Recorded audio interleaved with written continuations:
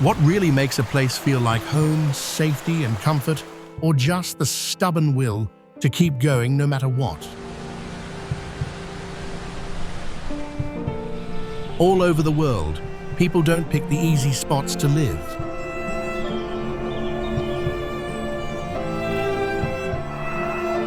They build where staying alive feels like a win every single day. And a few even raise sacred buildings on one thin pillar that looks ready to topple any second. Why do they choose spots that seem impossible?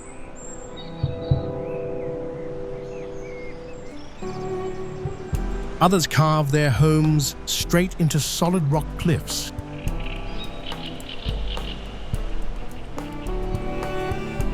Some people build their houses right on a large sand dune.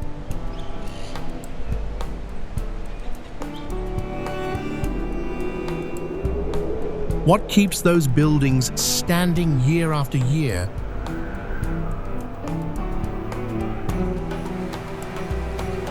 And how do the people who live there get used to it body and mind?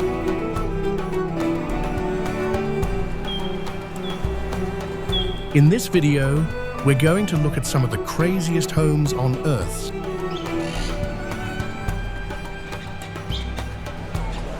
See what human grit can do and ask the real question, could you ever call a place like that home?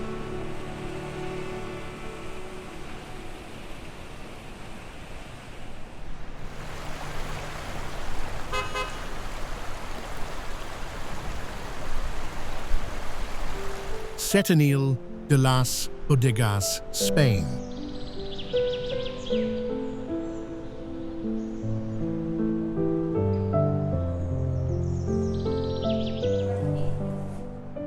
In southern Spain, the town of Setenil de las Bodegas is built directly into and under massive basalt cliffs along the Trejo River.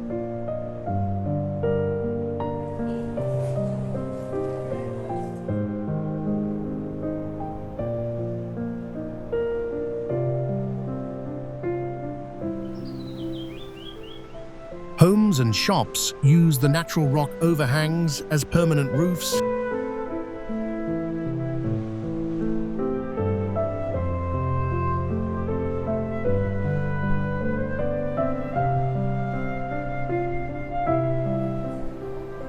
Some ceilings are solid stone, more than 100 feet thick.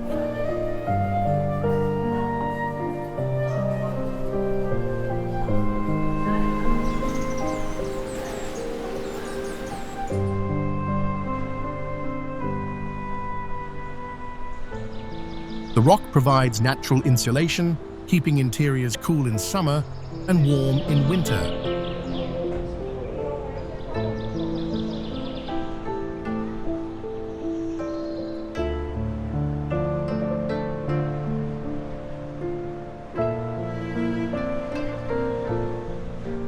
Streets follow narrow gorges where the cliff walls almost touch overhead.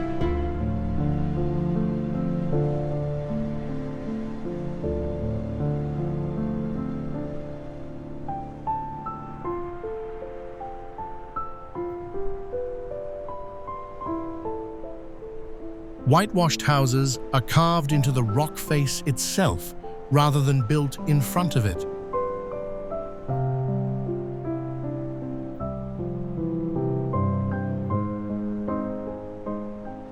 This integration with geology has protected the town for over 8 centuries.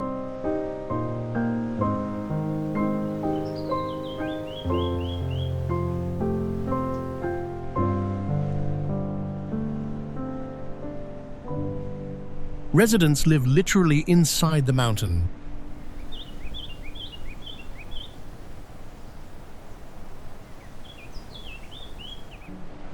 Houtouwan, China.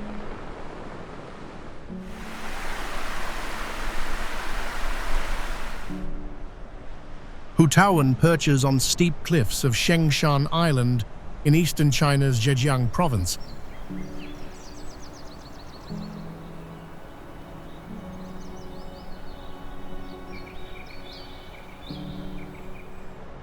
This former fishing village once housed over 2,000 people in 500 stone homes.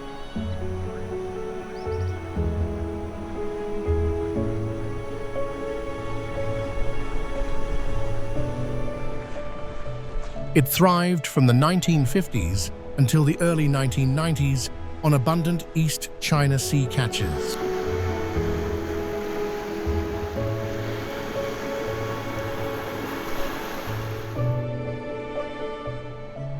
Better jobs in Shanghai drew residents away by 1994.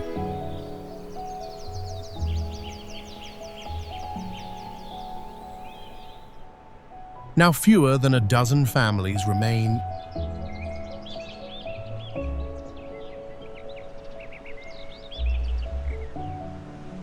Thick ivy and moss have overtaken the buildings in 3 decades.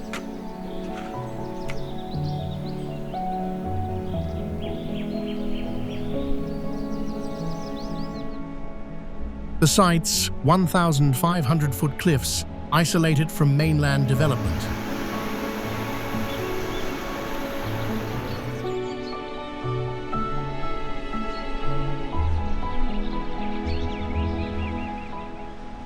Vegetation growth rates here exceed 20 inches per year due to humid coastal air.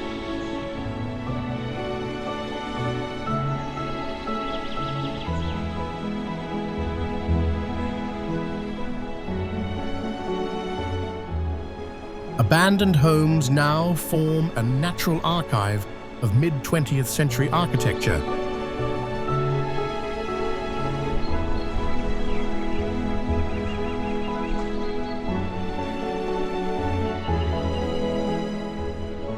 Stone walls withstand salt corrosion better than wood.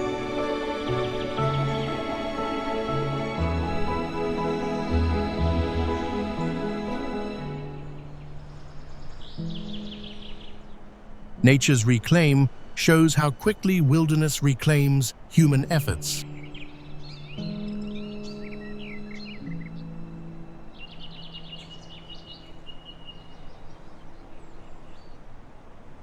Resilience lies in the ruins themselves.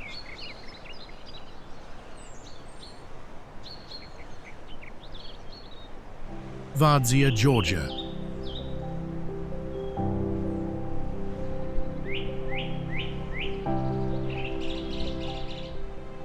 Vardzia nestles in southern Georgia's Erusheti-Akautsike region along the Kura River.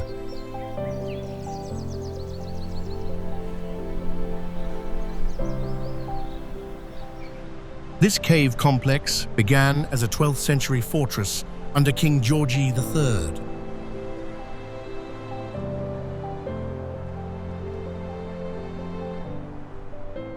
Queen Tamar expanded it into a monastery city from 1180 to 1185.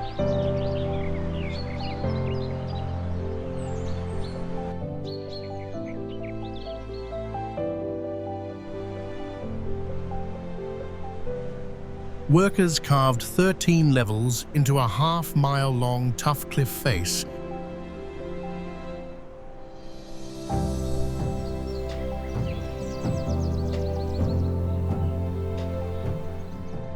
It held up to 50,000 people, with tunnels, halls, and 25 wine cellars.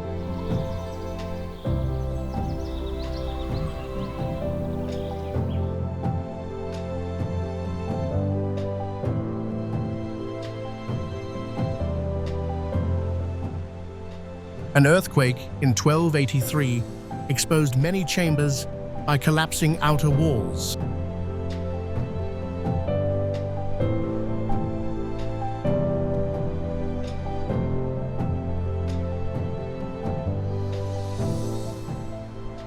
Persian forces looted it in 1551.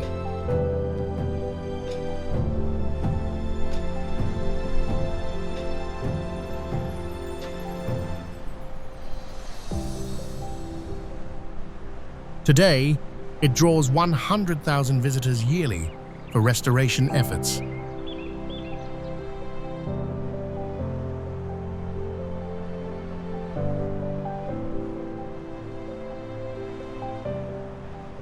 The site rises 3,300 feet above sea level.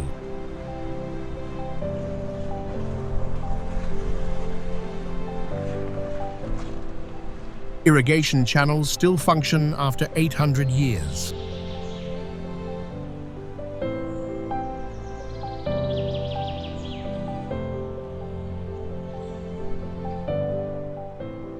Hidden passages once served as escape routes.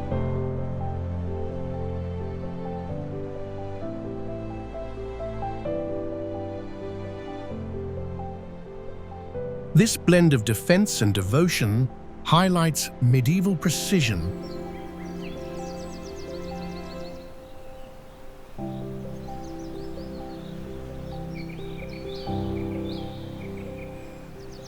Human hands turned a sheer cliff into a self-sustaining haven. Shirakawa-go, Japan.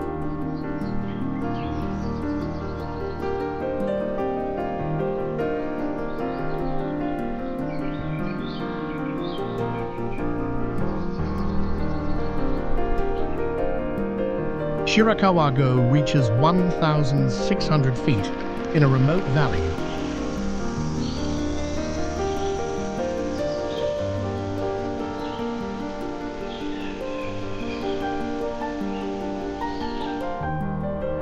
This UNESCO site preserves over 100 Gasho-zukuri farmhouses from the 18th century.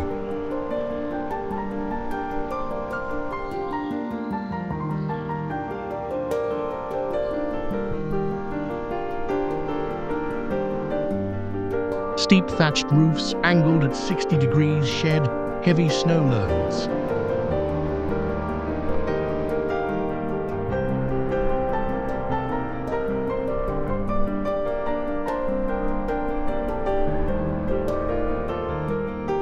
The village endures up to 6 feet of accumulation each winter.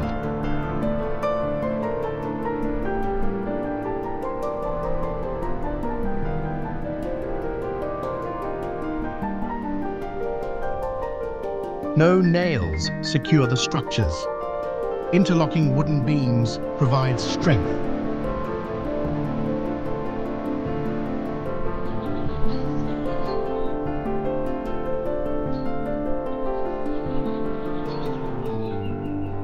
Attics once housed silkworm farms, a silk production.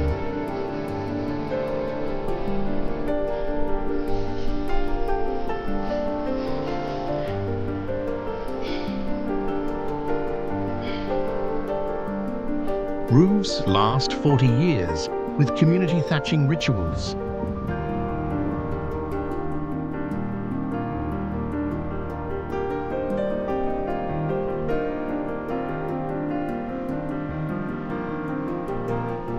Gasho means hands in prayer, reflecting the roof's shape.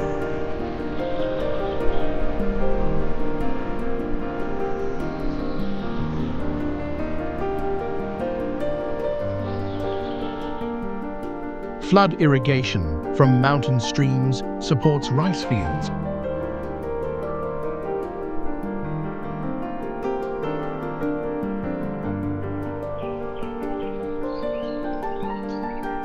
Farmers built not just homes, but a network against nature's weight.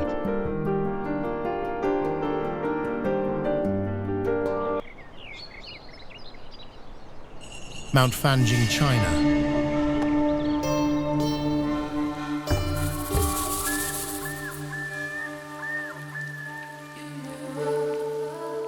Mount Fanjing towers in Guizhou Province's Wuling Mountains as China's highest peak at 8,400 feet.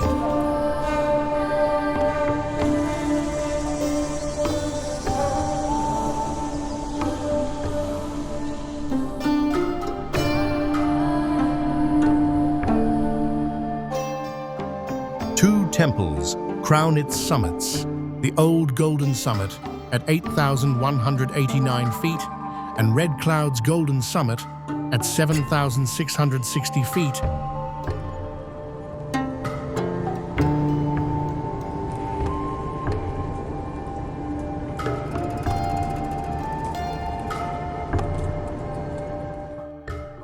Built in the Ming Dynasty around 1390, they honor Buddhist and Taoist deities.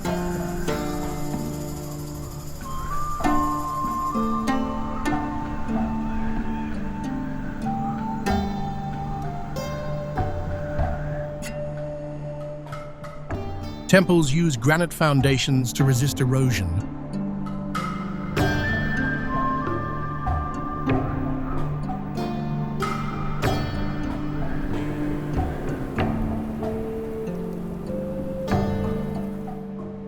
A natural crack splits the peaks bridged by a 20-foot iron walkway.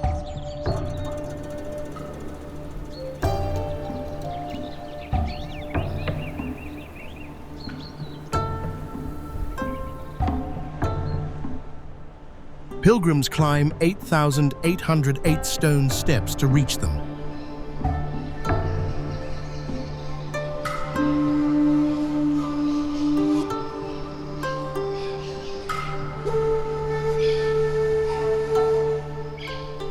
The site hosts over 3,700 plant species, including rare orchids.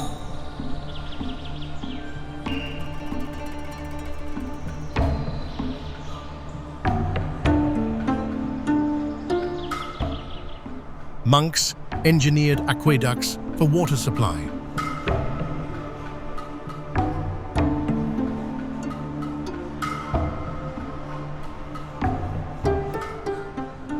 Fog covers the mountaintop 200 days a year.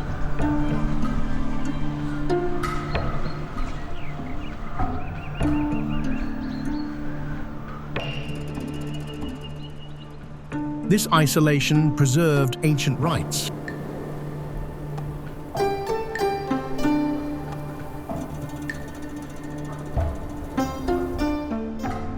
Builders fused faith with the mountain's raw power.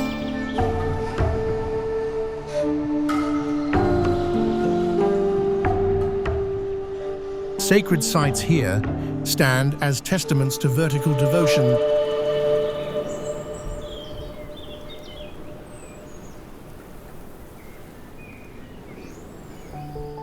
Yanjin, China.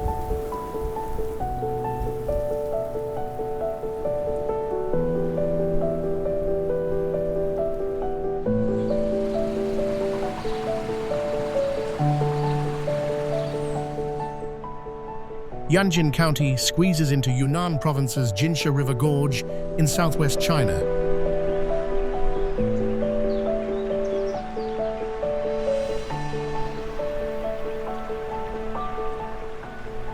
Known as the world's narrowest city, its urban core spans just 100 feet wide between sheer cliffs.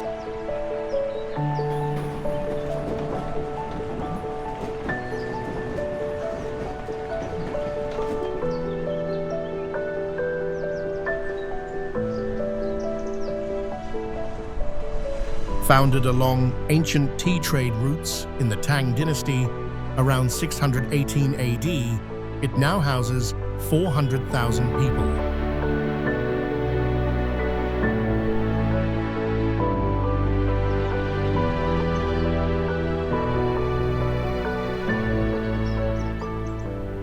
Multi-story homes stack 5 levels high on terraced slopes.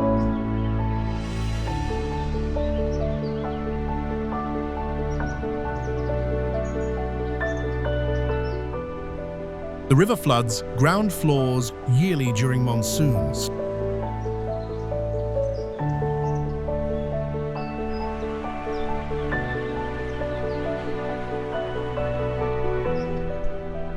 Elevation averages 2,000 feet in a humid subtropical zone.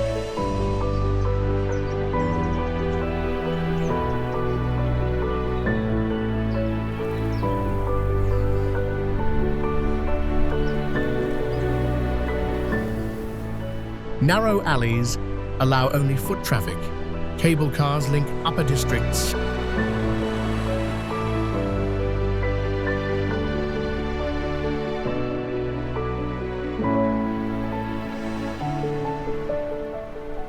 Stone reinforcements date to the 13th century for flood control.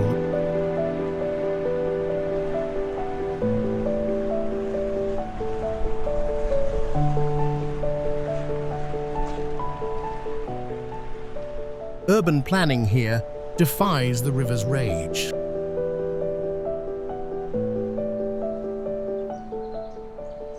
Tight quarters forged a community of unyielding adaptation. Capanna, Margherita, Italy.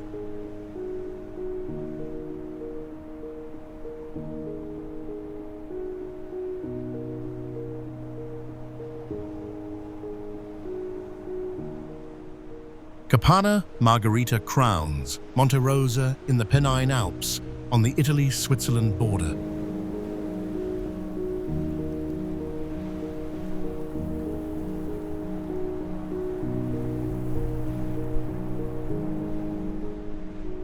At 14,692 feet, it ranks as Europe's highest mountain hut.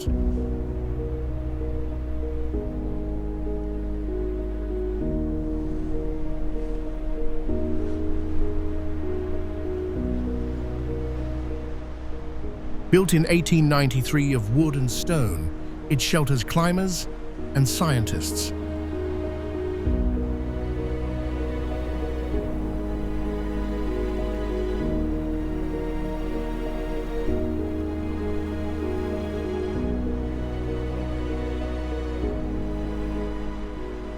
Thin air delivers just 45% of sea level oxygen.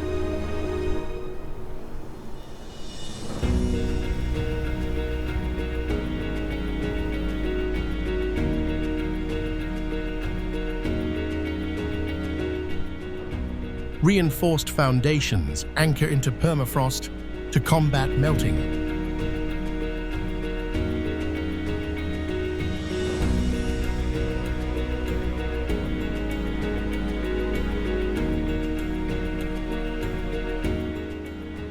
The hut spans 1,300 square feet, with bunks for 50.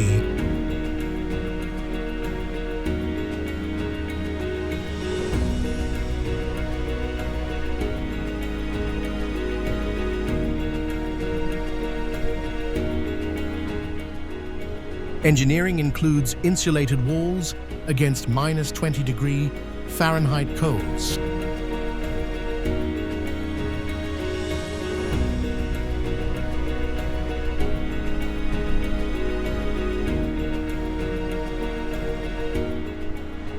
This outpost pushes human limits in rarefied air.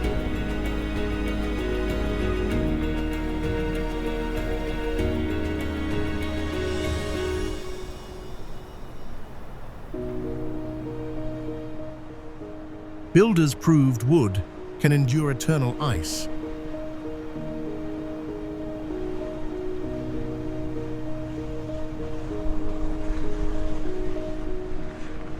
At the sky's edge, it stands as a beacon for endurance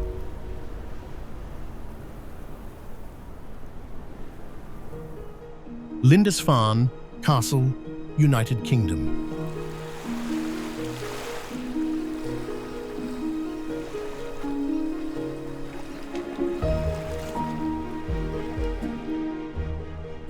Lindisfarne Castle guards Holy Island off England's Northumberland coast.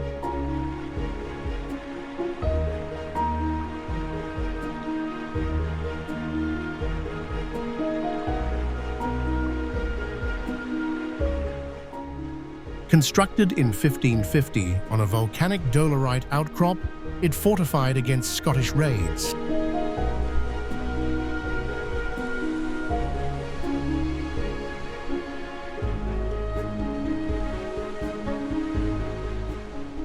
Architect Edwin Lutyens remodeled it in 1902 as a private home for magazine owner Edward Hudson.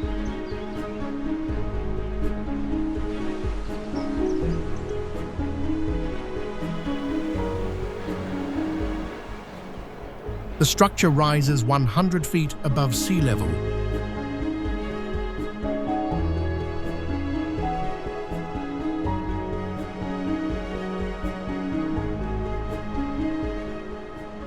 tides submerge the 3-mile causeway twice daily for 6 hours.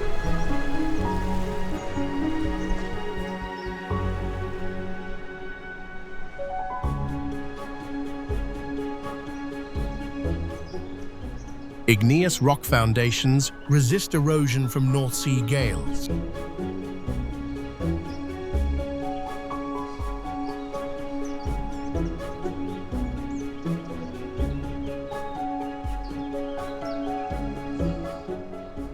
Inside 17th century batteries overlook tidal flats spanning 10 square miles.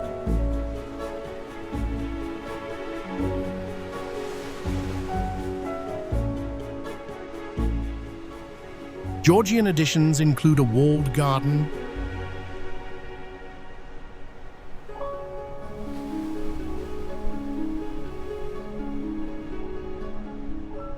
access requires tide charts.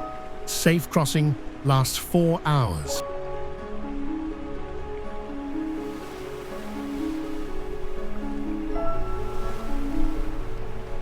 This fortress adapts to the sea's rhythm.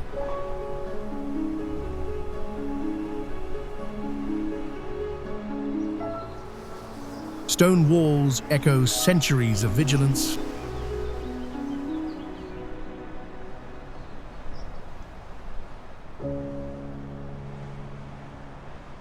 On a borrowed shore, it embodies tidal defiance. Civita di Bagnoregio, Italy.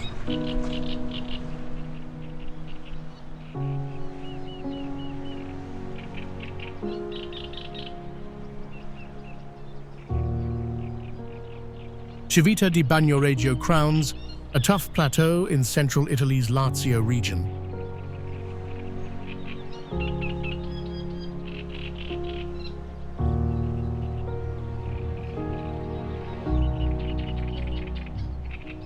Etruscans founded it around 500 BC as a trade hub along ancient routes.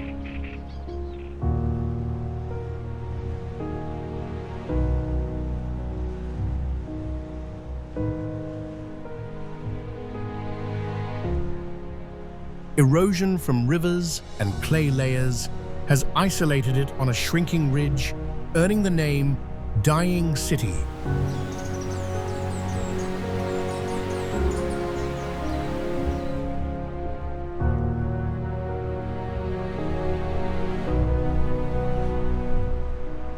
The site spans 0.7 square miles at 1,453 feet elevation.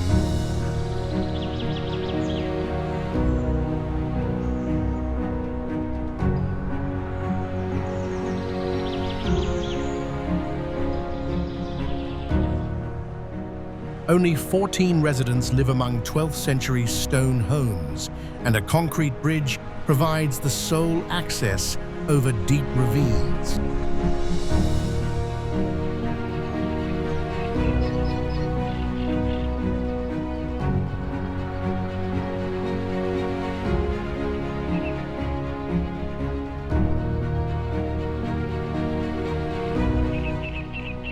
Annual erosion claims 1 to 2 inches of land, yet walls rebuilt after 1695 quakes endure.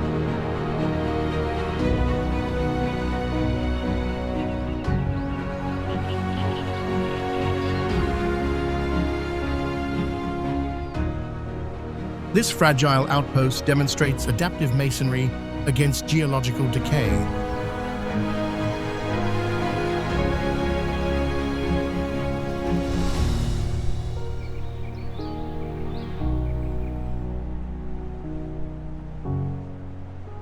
Preservation blends human care with the plateau's volcanic resilience.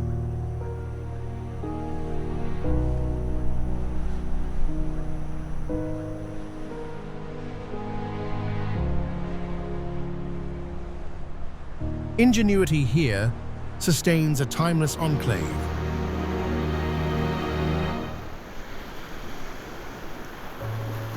Kolmanskop, Namibia.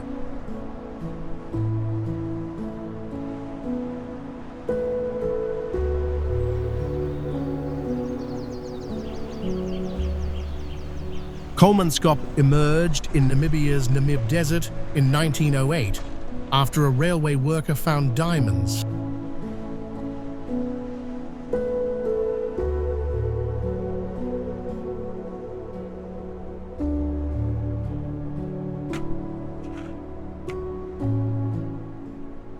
The site covers 0.4 square miles at 200 feet elevation.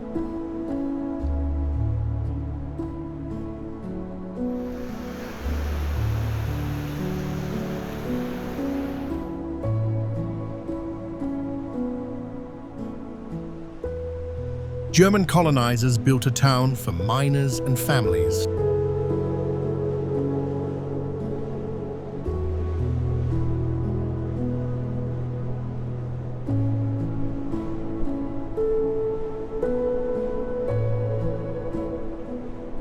It produced 1 million carats yearly, 12% of global supply, fueling lavish homes with ballrooms and Africa's first X-ray machine.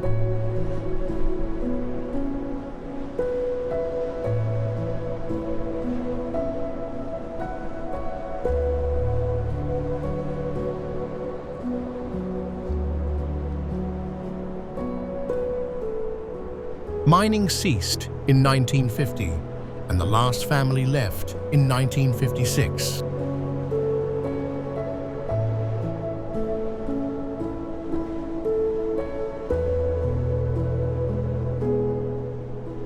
Dunes now bury structures under 3 to 6 feet of sand annually.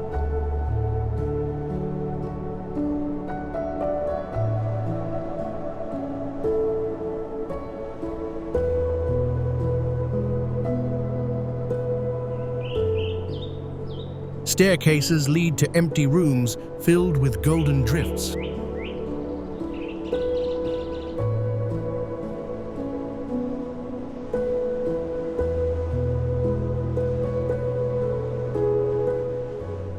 This relic showcases colonial engineering in arid extremes.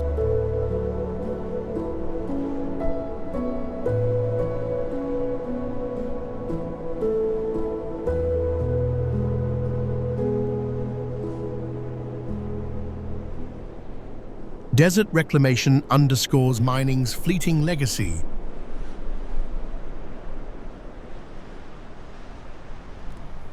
Spiti Valley, India.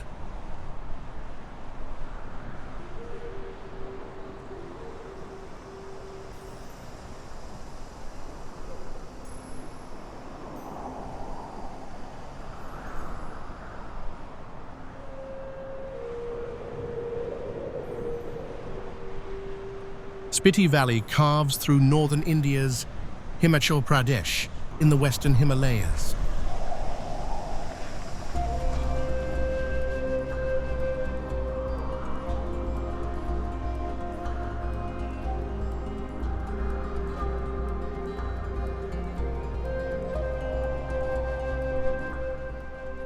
Ancient tectonic shifts formed its 12,000-foot-high arid plateaus.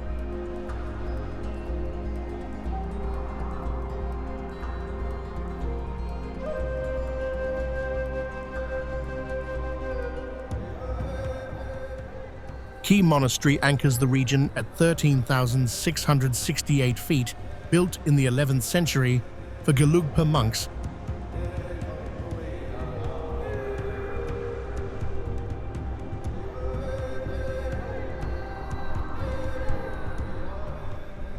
Mud brick and stone homes insulate against -4 Fahrenheit winters using yak dung mortar.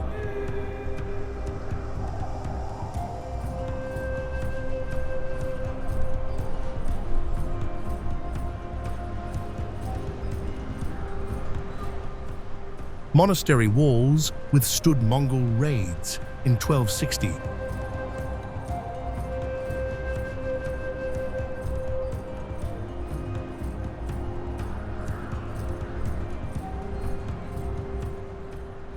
Roads close 6 months yearly from snow, isolating villages like Kaza.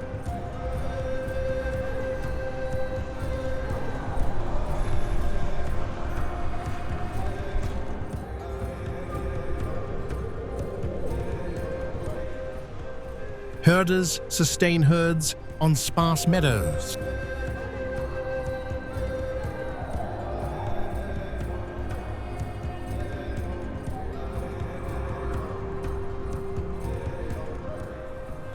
This high desert cradle fosters monastic scholarship amid glacial flows.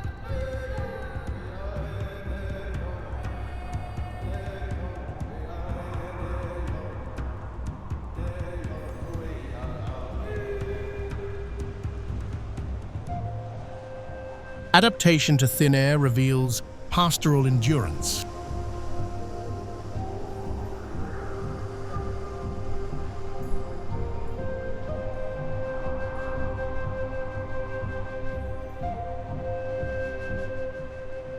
Valleys like Spiti prove elevation yields spiritual fortitude.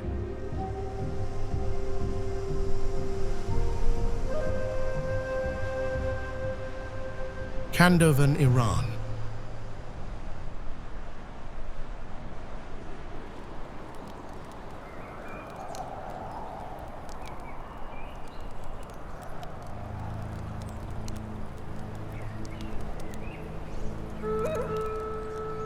Kandovan clusters in northwestern Iran's East Azerbaijan province at Mount Sahan's base.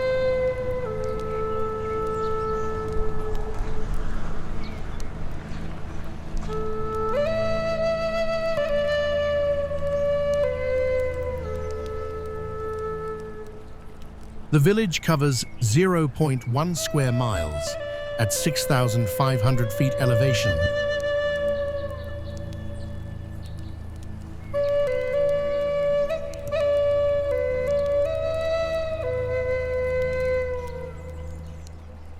Volcanic eruptions 140,000 years ago shaped cone-like tuff formations up to 130 feet tall.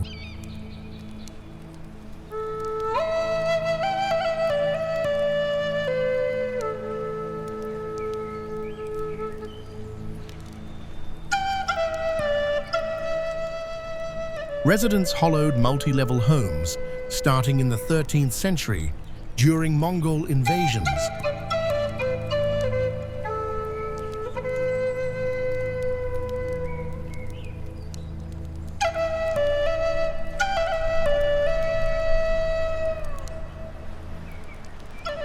Thick rock walls regulate temperatures, staying 64 degrees Fahrenheit year-round.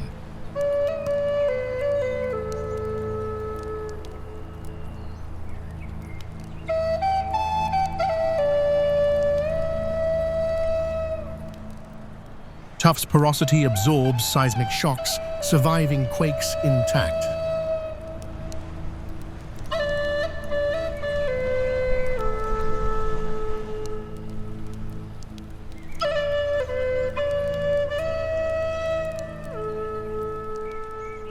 This troglodyte haven integrates lava remnants into daily life.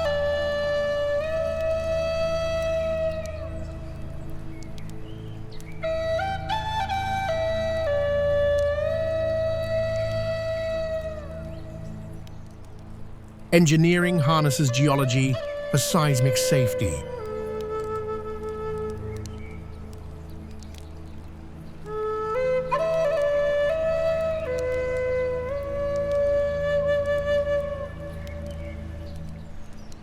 Kandovan exemplifies volcanic adaptation in seismic zones.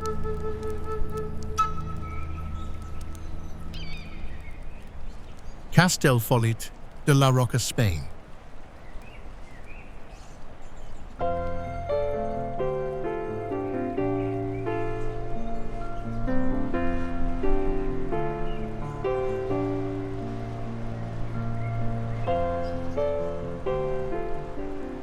Castellfollit de la Roca hugs a basalt ridge in Catalonia's Garrotxa region.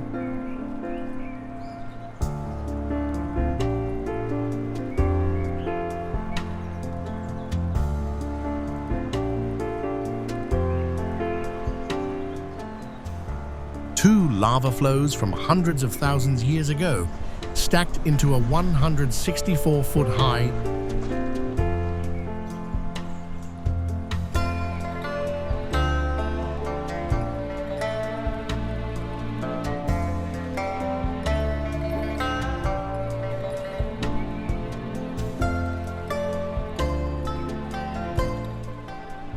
Medieval settlers built stone houses along its 100-foot wide top from the 12th century.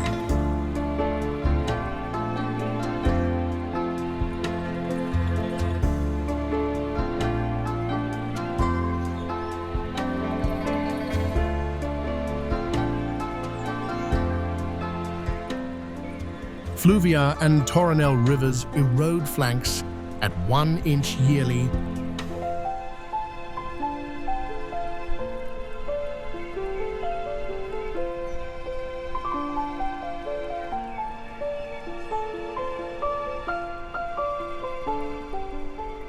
A wooden footbridge spans the fluvia for views of organ-like columns.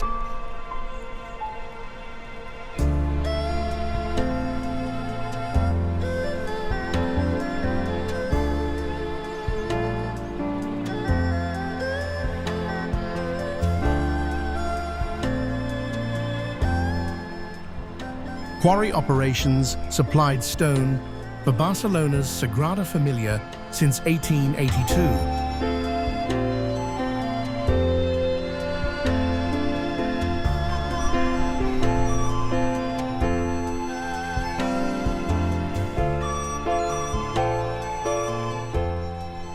Narrow alleys host family workshops.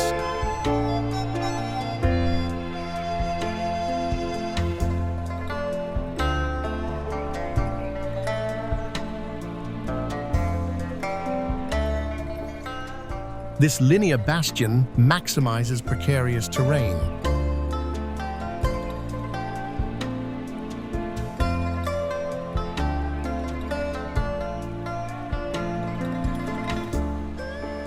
Basalt's density defies fluvial carving.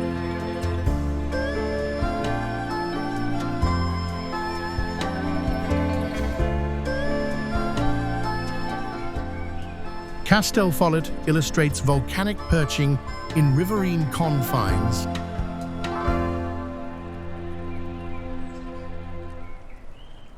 Katskhi Pillar, Georgia.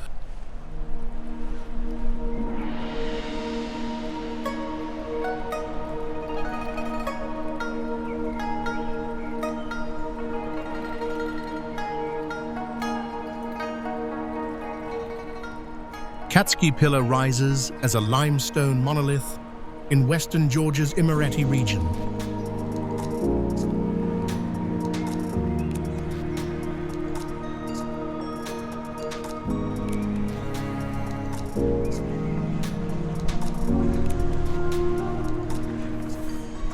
Formed 2,000 years ago, it towers 131 feet over Katskura Valley.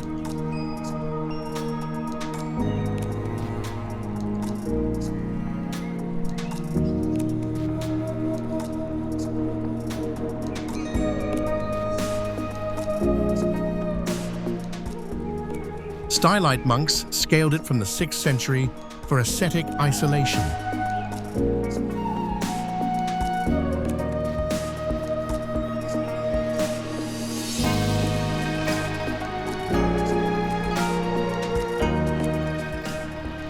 A 9th century church, cells and crypt crown the uneven top.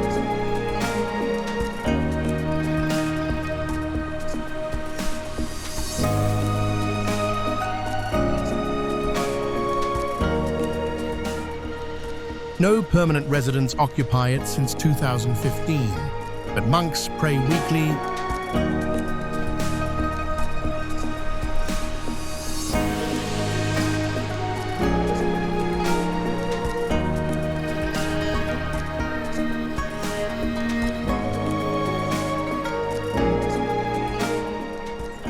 The pillar covers 0.002 square acres at 1,640 feet elevation.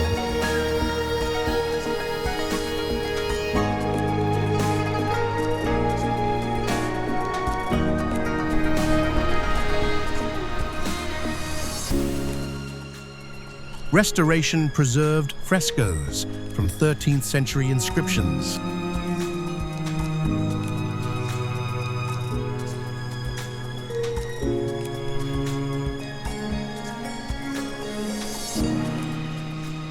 This solitary spire hosted Vakushti's 18th century accounts.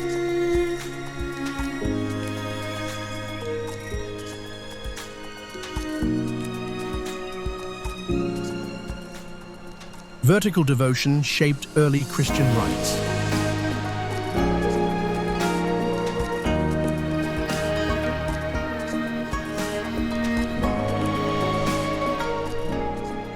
Limestone's stability enables pillar-bound faith.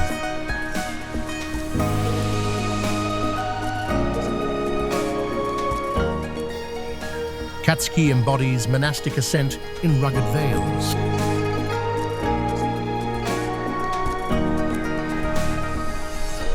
Derinkuyu, Turkey.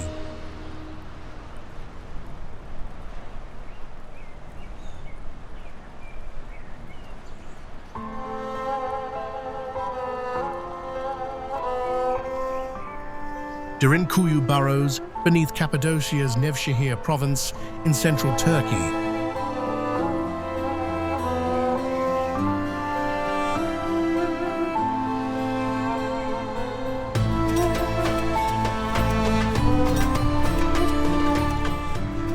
Phrygians carved initial tunnels around 1200 BC into soft, tough rock.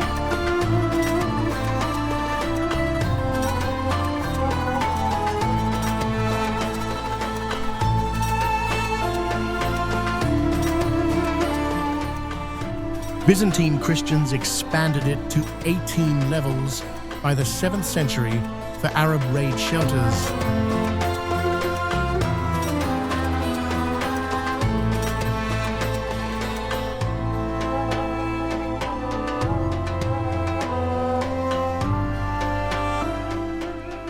Stone doors sealed passages, while 52 shafts ventilated air.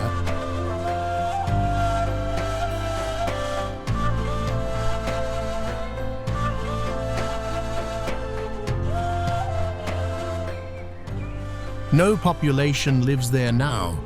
600 entrances dot the surface town.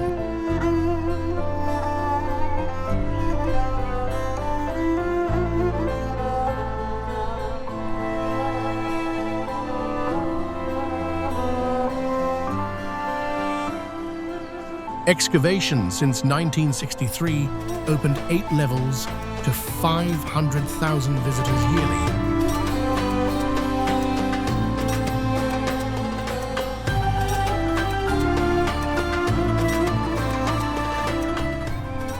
This subterranean network sustained sieges for months.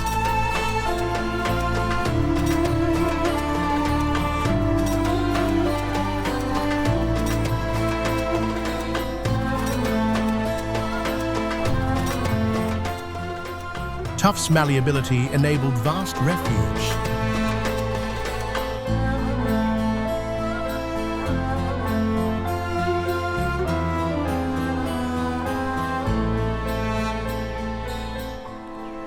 Derinkuyu reveals defensive depth in volcanic plains. Longyearbyen, Norway.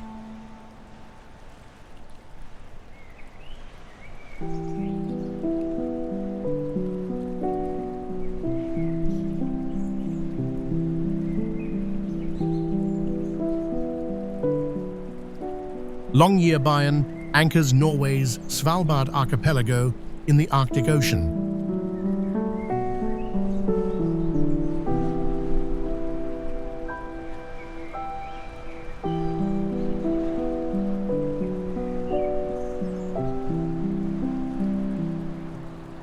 Coal miners founded it in 1906 at 100 feet elevation on permafrost.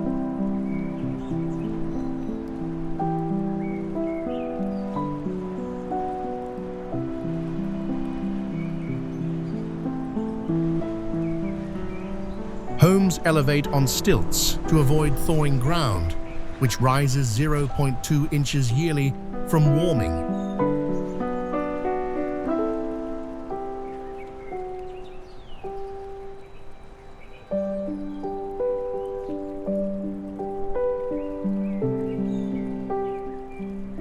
Residents endure 111-day polar nights from October to February.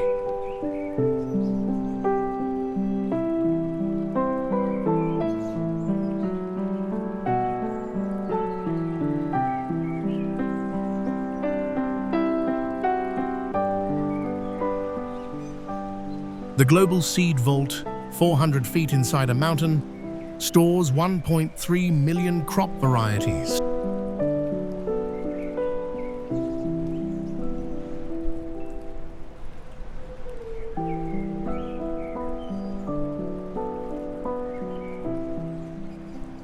No trees grow, average winter low hits -4 degrees Fahrenheit.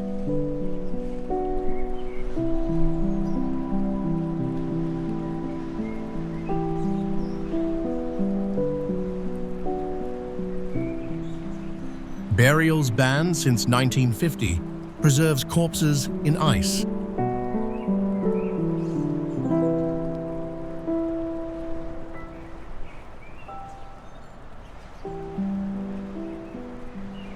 This outpost phased mining in 2025 for research.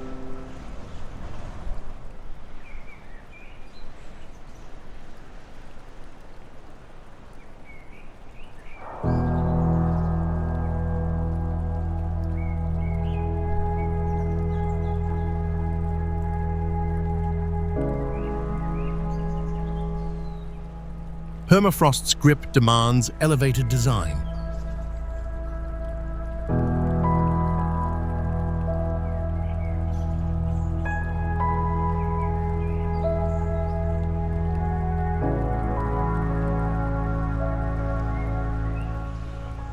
Longyearbyen pioneers polar permanence amid ice's retreat.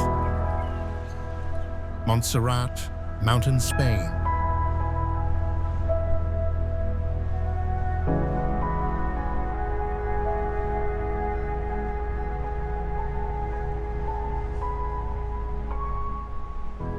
Montserrat serrates Catalonia's pre-coastal range in northeastern Spain.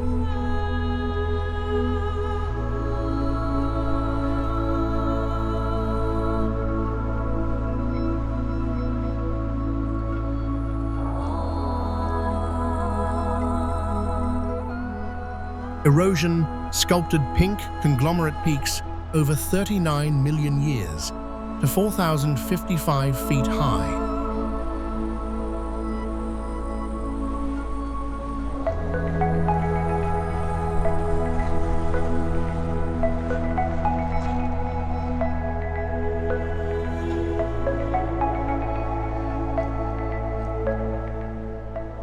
Benedictine monks founded Santa Maria Abbey in 1025 atop a sacred cave.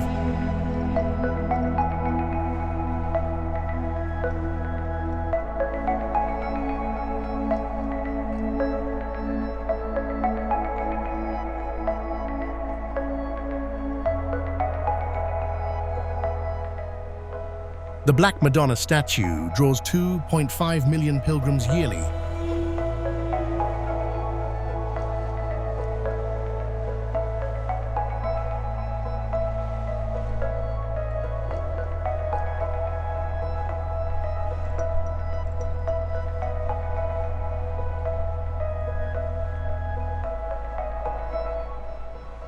Sant Gironi Peak offers 360-degree views via funicular.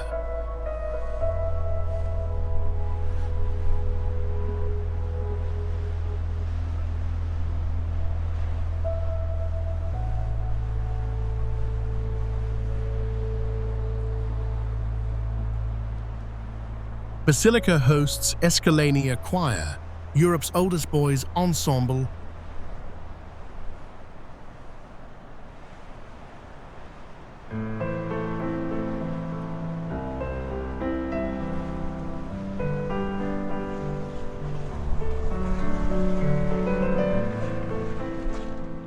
This jagged massif blends faith with karst geology.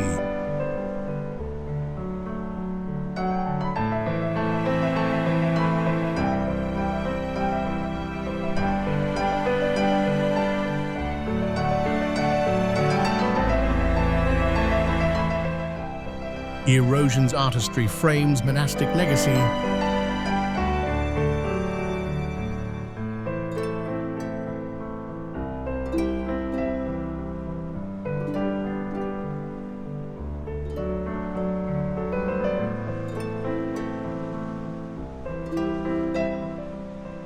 Montserrat fuses pilgrimage with peak solitude.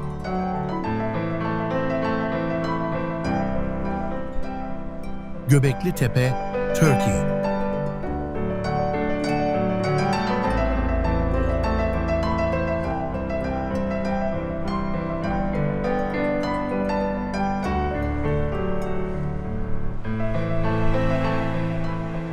Göbekli Tepe mounds in southeastern Turkey's Şanlıurfa province on the Gürmüş Plateau.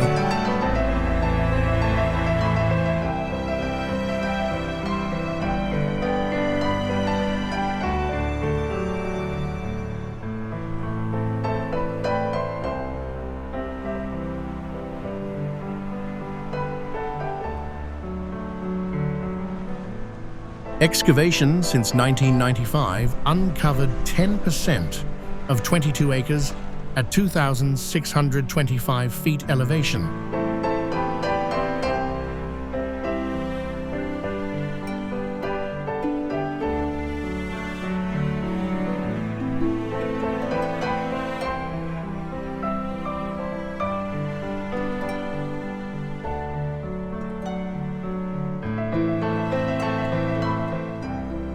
Hunter-gatherers erected T-pillars around 9,600 BC, predating pottery.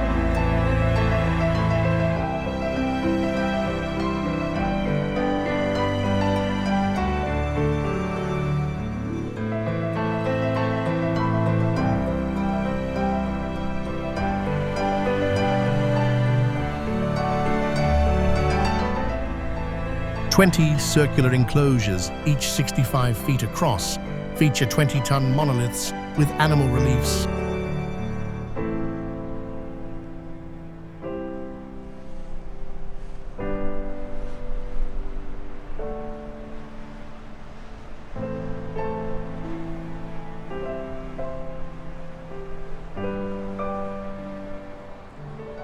No settlements. Wild game bones suggest ritual feasting.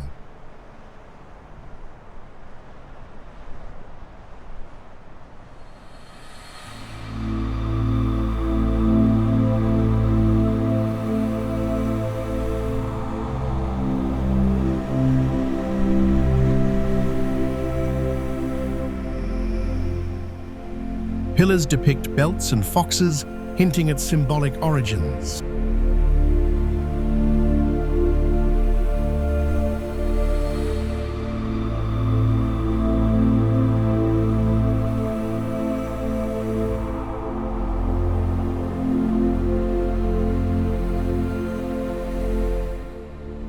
This proto-temple spurred social complexity, sans farming.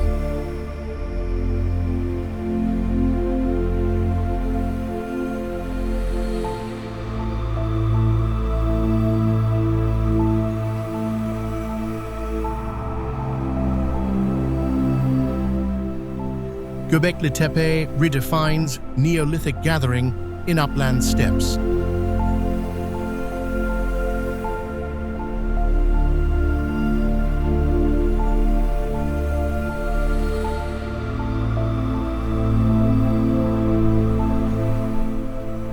Cappadocia, Turkey.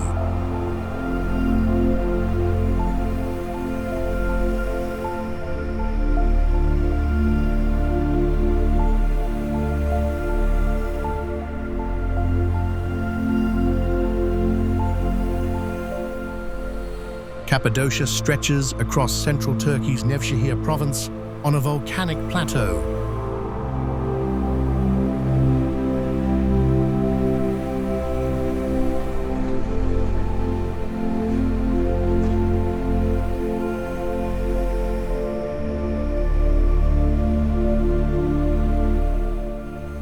Eruptions from Mount Erciyes 20 million years ago deposited tough layers up to 3,280 feet thick.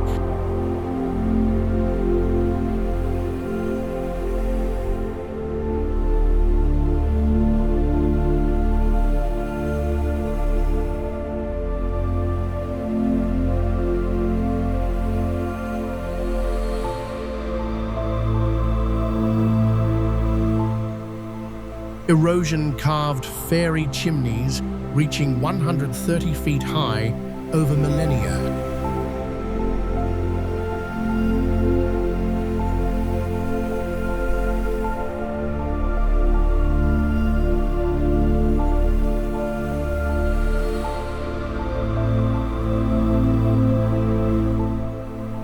Tuff softness enabled multi-story carvings without tools.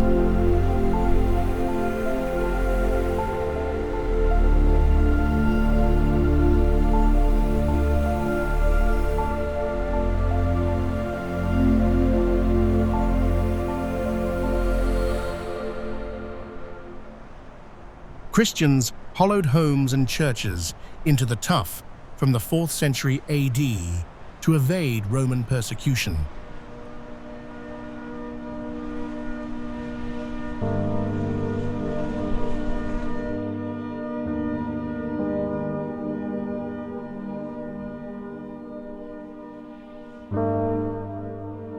Today, 100,000 visitors explore yearly lodging in restored cave hotels.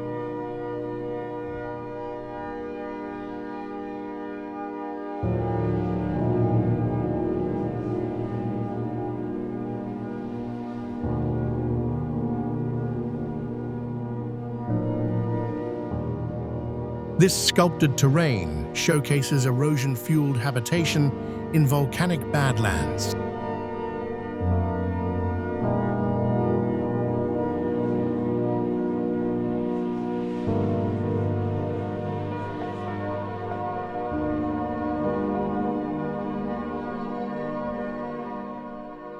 Cappadocia illustrates how fragility birthed enduring retreats. One Pilar, Pagoda, Vietnam.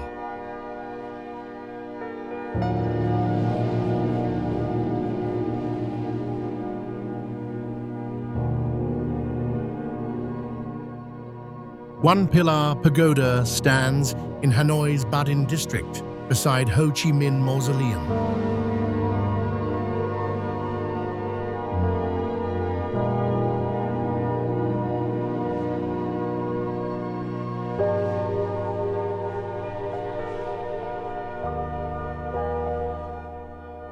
Emperor Li Tai Tong erected it in 1049 after dreaming of the Goddess of Mercy on a lotus throne.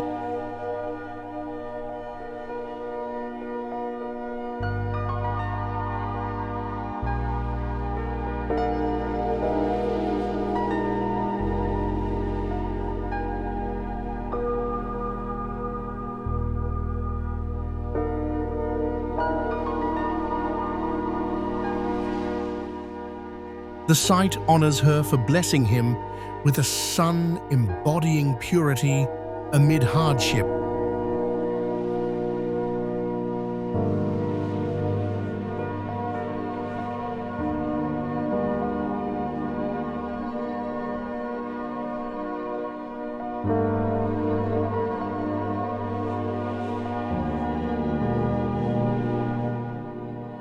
A single stone pillar 13 feet tall and 4 feet wide upholds the wooden temple, mimicking a lotus bloom.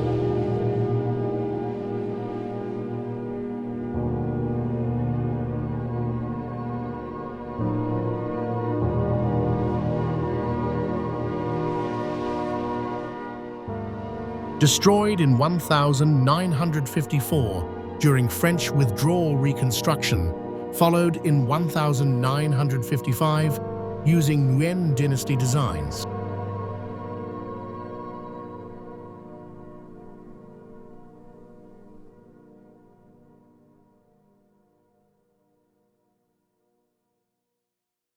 The 10 by 10 foot structure features curved roofs with phoenix-like edges.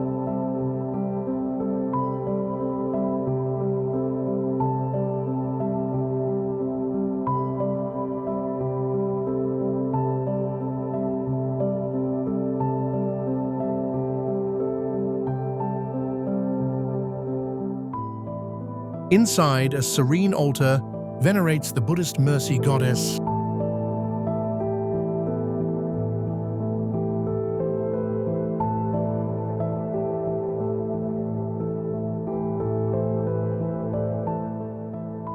This equilibrium tests ancient balance in urban flux.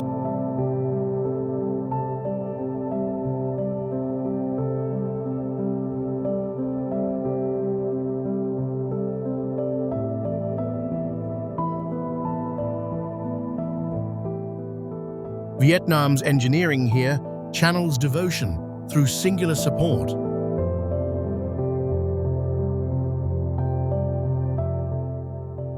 Which of these impossible homes amazed you most so far?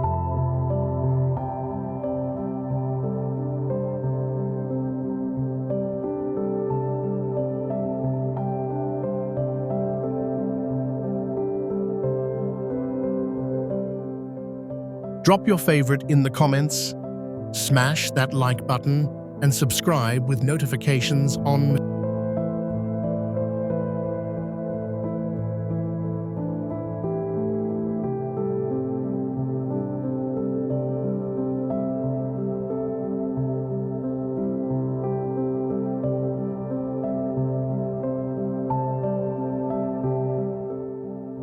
Tonle Sap, Cambodia.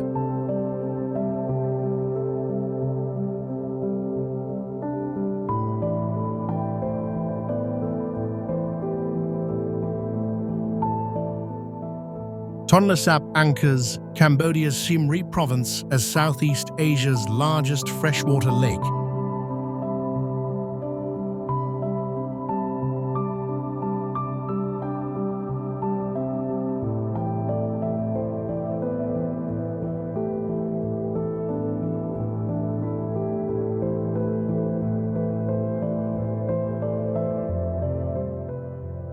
Monsoon floods reverse the Mekong's flow, swelling it fivefold to 10,000 square kilometers by November.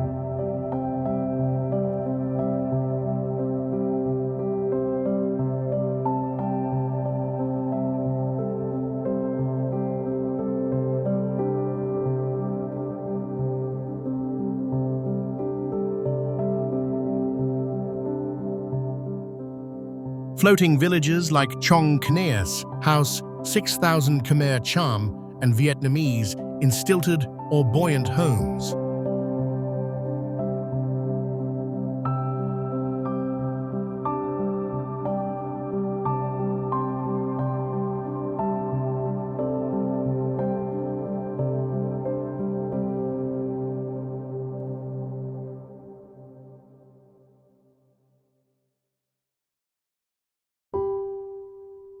During dry seasons, from November to May, waters shrink to 1,000 square kilometers and 10 feet deep.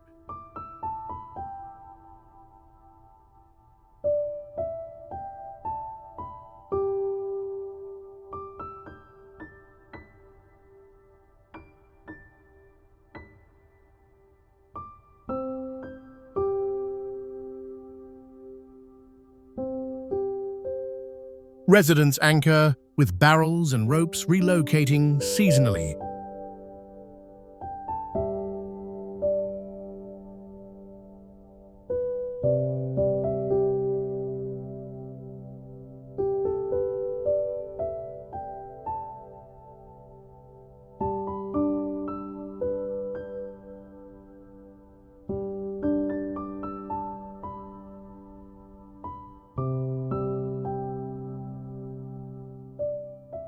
This rhythmic basin sustains adaptive aquatics in tropical cycles.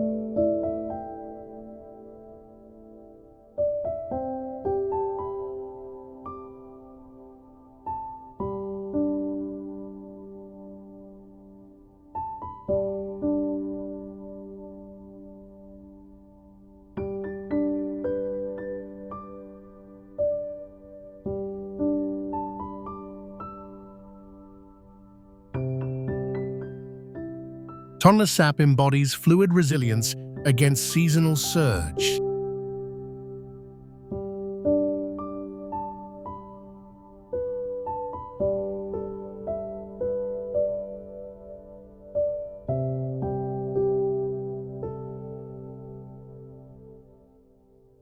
Mongolian steppe, Mongolia.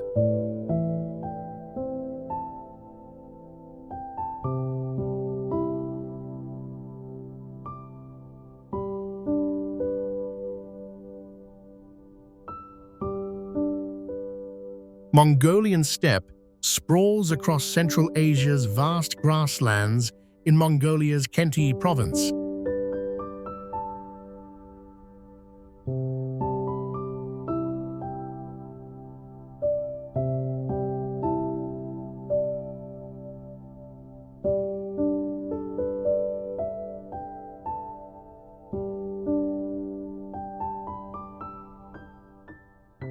Nomads erect Gers portable yurts using lattice walls and felt from sheep wool.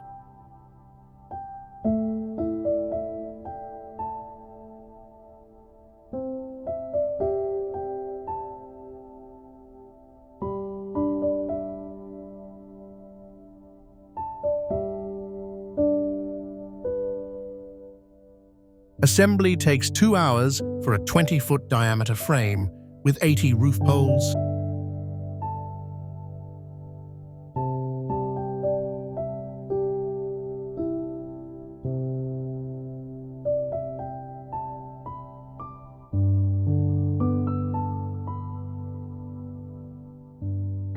Insulation layers endure -40 Fahrenheit winters and 100 Fahrenheit summers.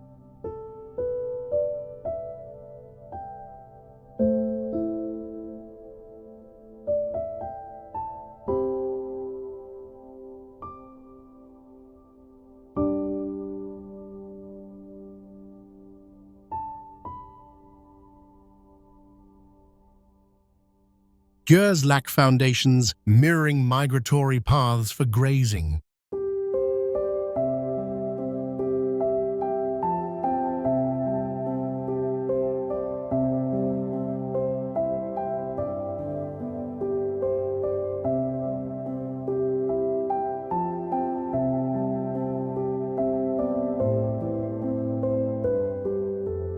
Herders relocate 4 times yearly packing via camels.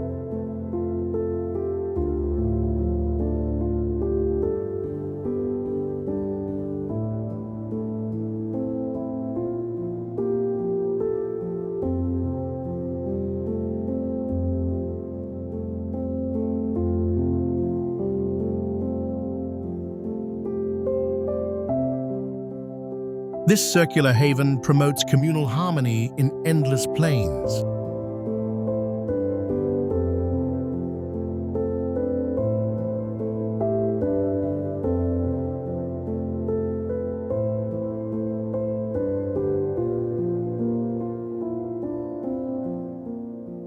Steppe design prioritizes mobility over permanence.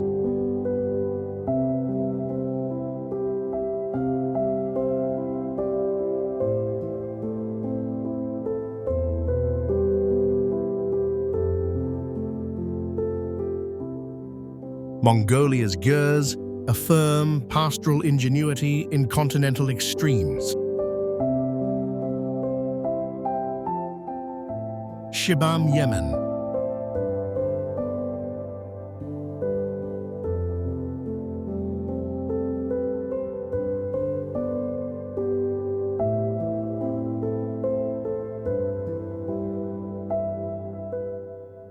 Shibam nestles in Yemen's Hadramaut Valley on a rocky spur above Wadi Hadramaut.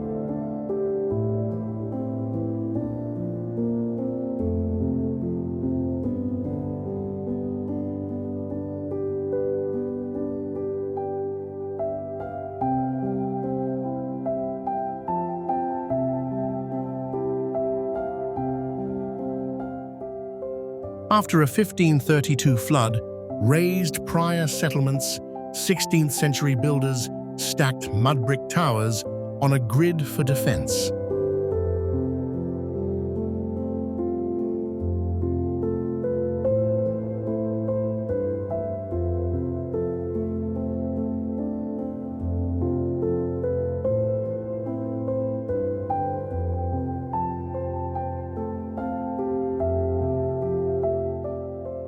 Structures climb 5 to 11 stories, some 100 feet tall.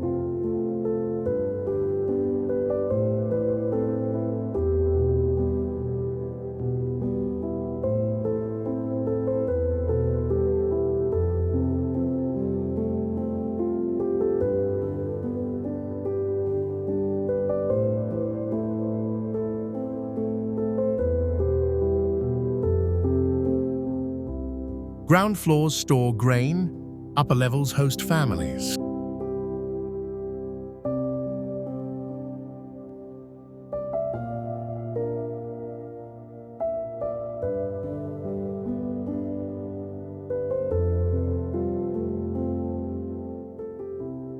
Sun-dried bricks with palm reinforcements resist flash floods.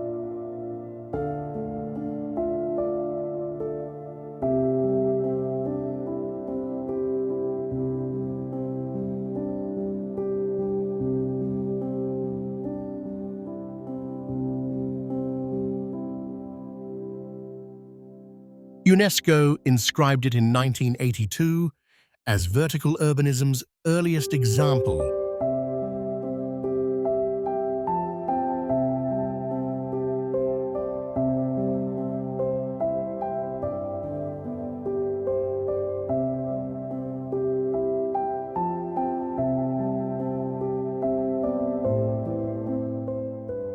Annual monsoons demand lime wash coatings for erosion control.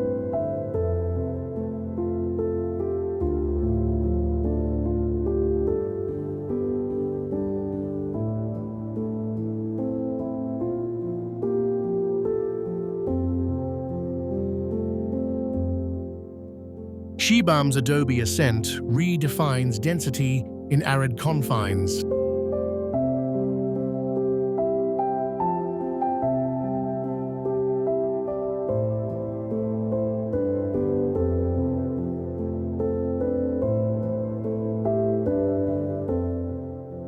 Yemen's towers highlight layered fortitude against deluge.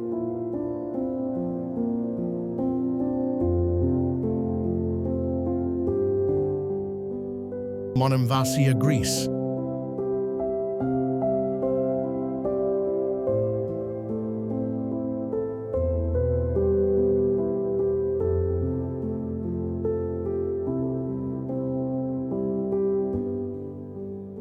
Vardzia perches on a limestone islet off Greece's Laconia coast in the Peloponnese.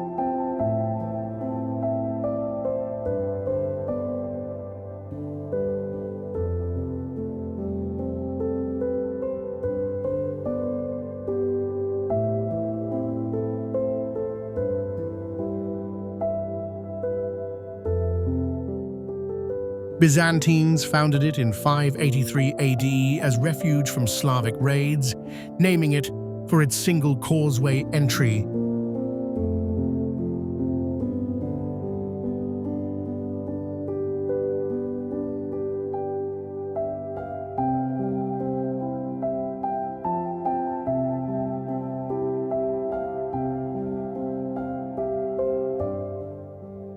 The 0.5-mile-long rock rises 600 feet, sheltering a medieval fortress town.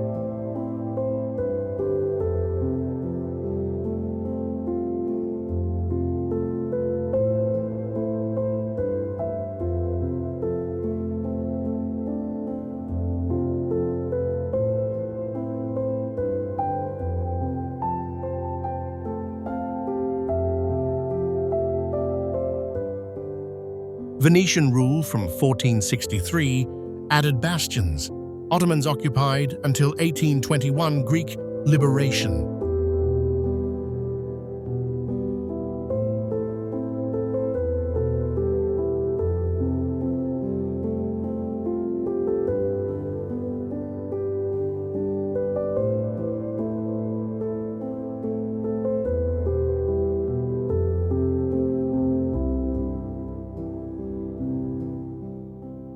Lower town alleys weave past 13th century churches like Elkomenos Christos.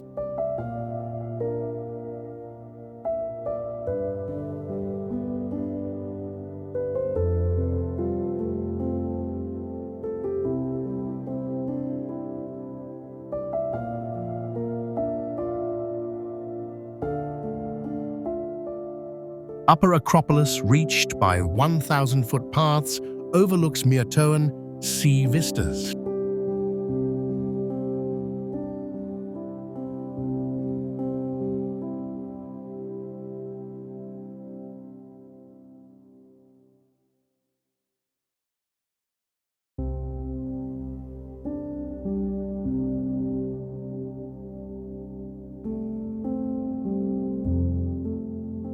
This isolated bastion weaves commerce with seclusion.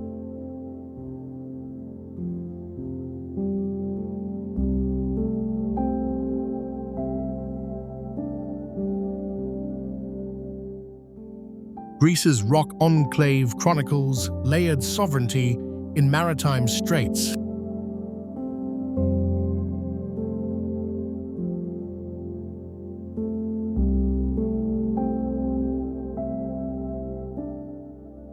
Huacachina, Peru.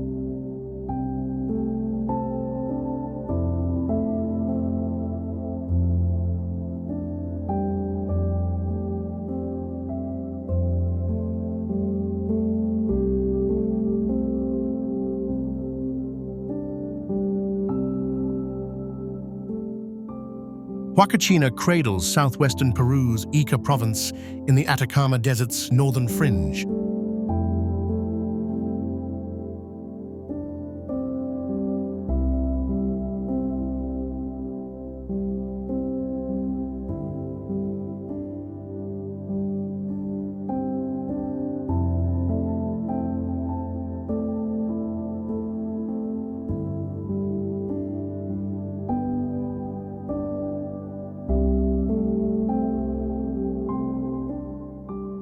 Dunes tower 1,600 feet, South America's tallest, shifting 65 feet annually.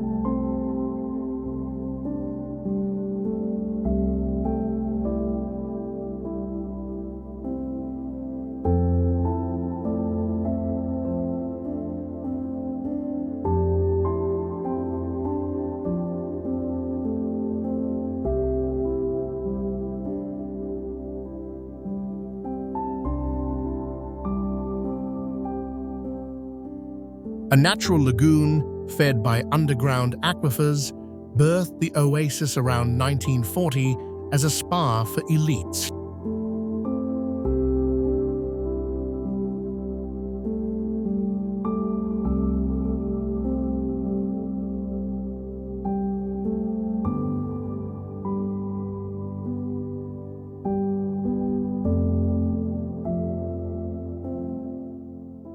Structures ring the 0.2 square mile water body at 200 feet elevation.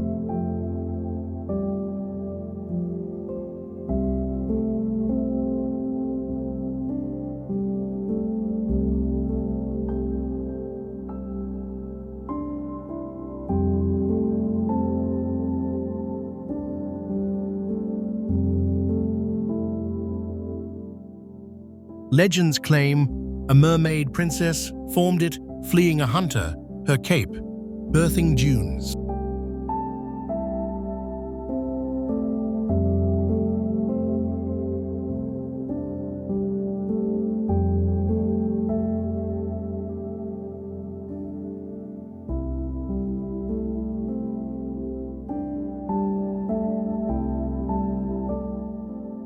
This verdant speck defies aridity's grip.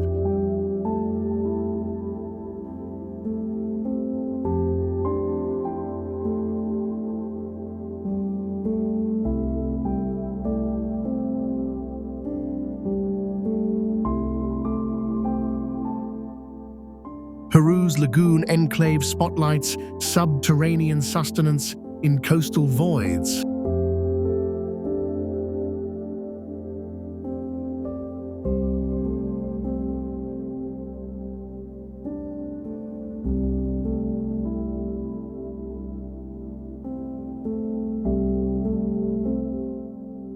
Gila, cliff dwellings, United States.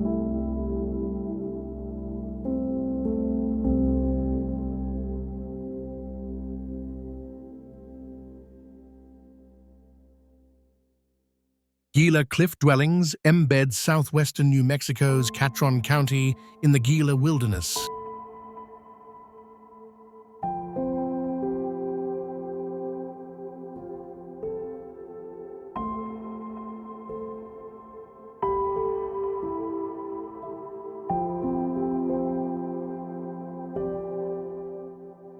The 533-acre monument sits at 5,700 feet elevation amid volcanic mesas.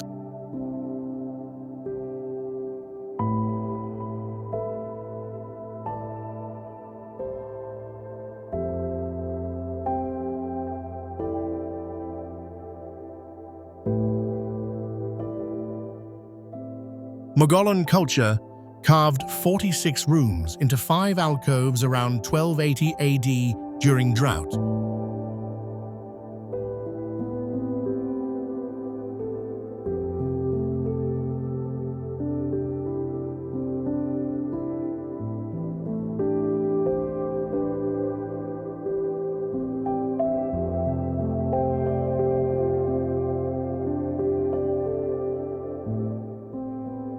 Tularosa phase builders used pine beams dated 1276 to 1287 via dendrochronology.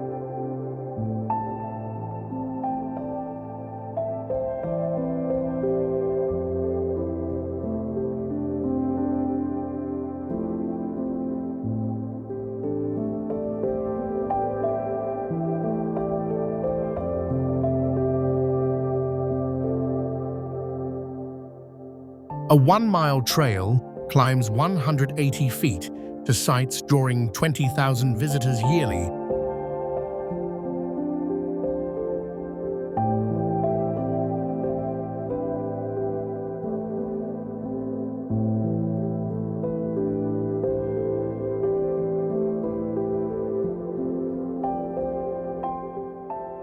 Nearby hot springs trace caldera remnants.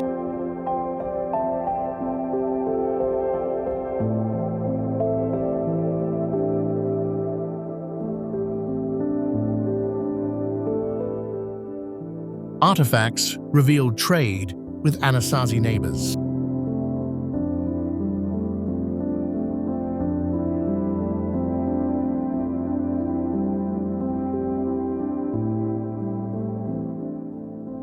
This alcove network blended shelter with agriculture,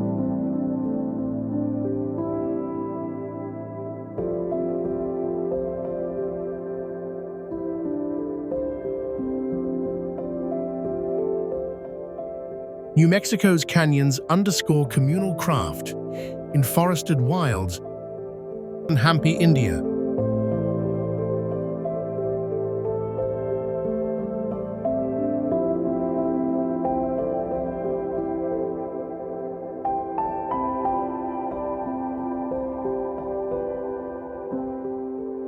Hampi sprawls across Karnataka's Bellary district in southern India along the Tungabhadra River.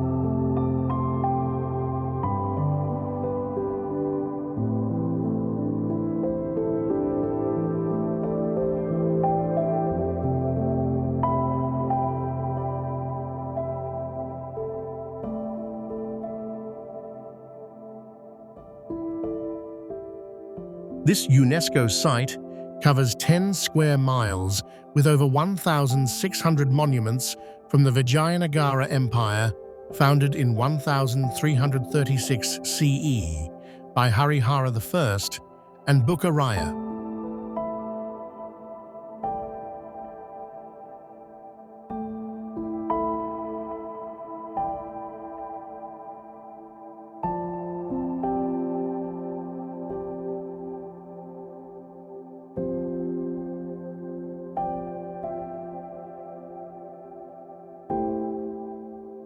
The empire peaked under Krishnadevaraya from 1509 to 1529, drawing traders from Persia and Portugal to a city rivaling Beijing in size.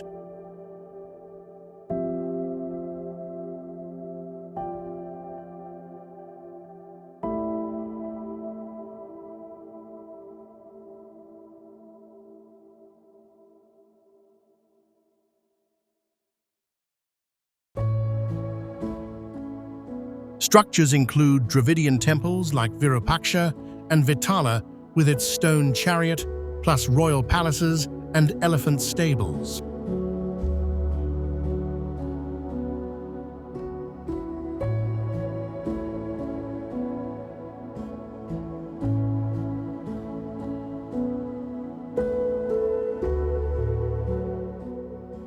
At 1,532 feet elevation, the site endured a 6-month sacking in 1565 by Deccan sultanates, leading to abandonment.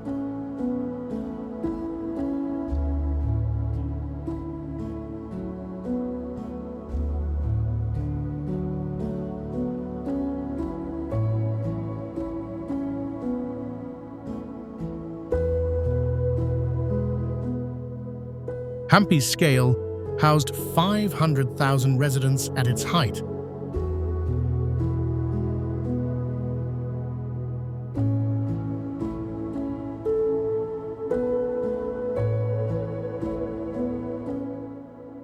This expanse reveals imperial ambition in riverine plains. Sigiriya, Rock, Sri Lanka.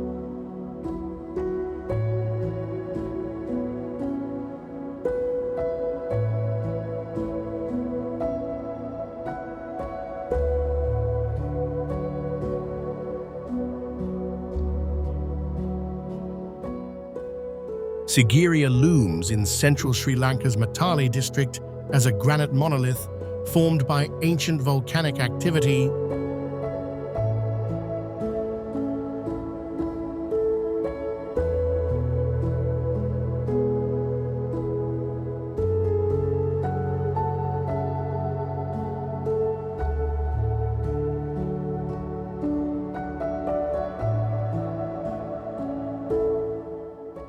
King Kashyapa I seized power in 477 CE and built his capital atop the 600-foot-high pillar, fearing reprisal from half-brother Moggallana.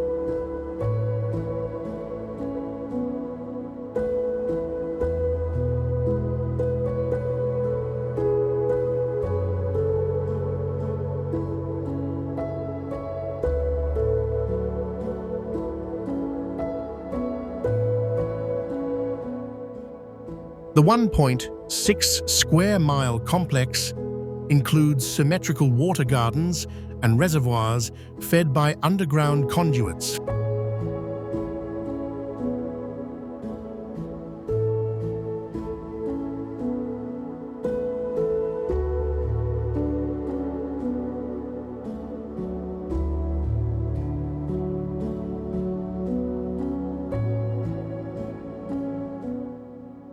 At 1,144 feet elevation, it served as a Buddhist monastery until the 14th century.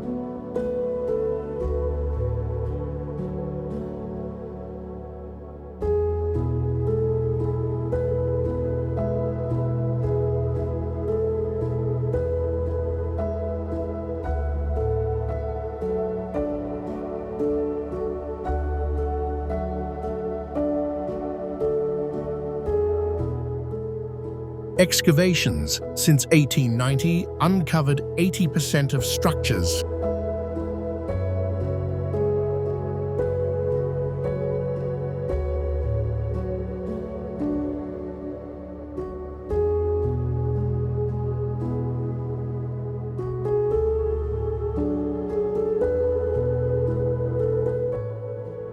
This isolated spire supported a palace for 18 years.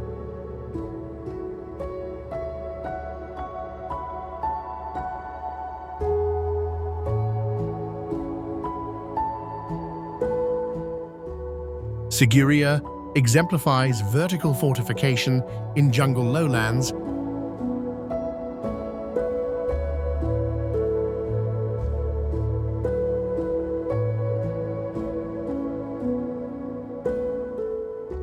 Skara Brae, Scotland.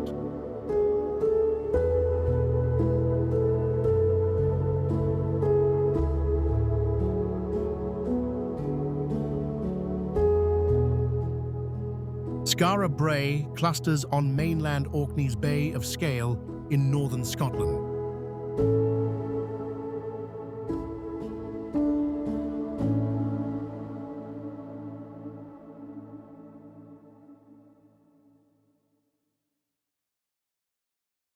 At 25 feet elevation, it endured until 2500 BCE, possibly due to resource depletion.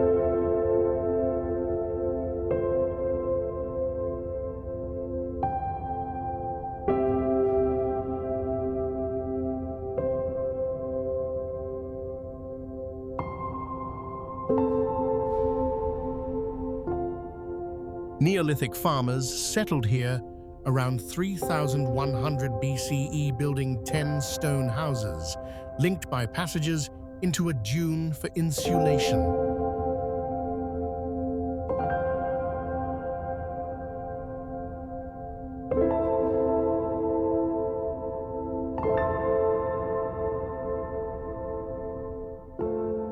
Each 130 square foot dwelling featured fitted furniture box beds, dressers, and central hearths, fueled by fish bones and seaweed.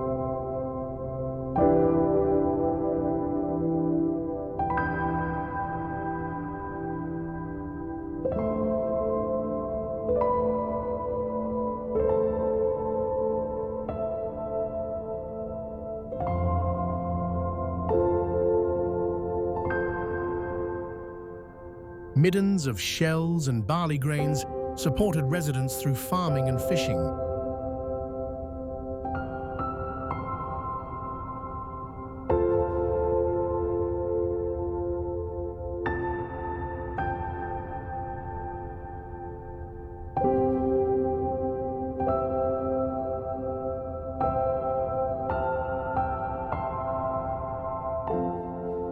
A 1,850 storm exposed the site, revealing grooved ware pottery.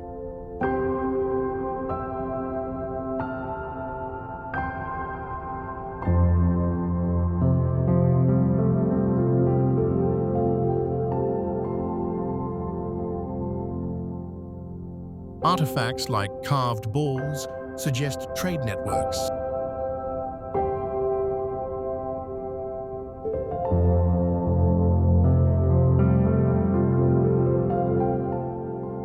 No weapons indicate a peaceful community.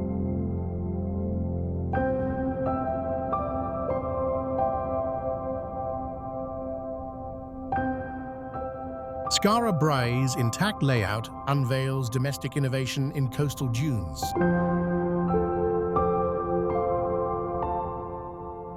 Tikal, Guatemala.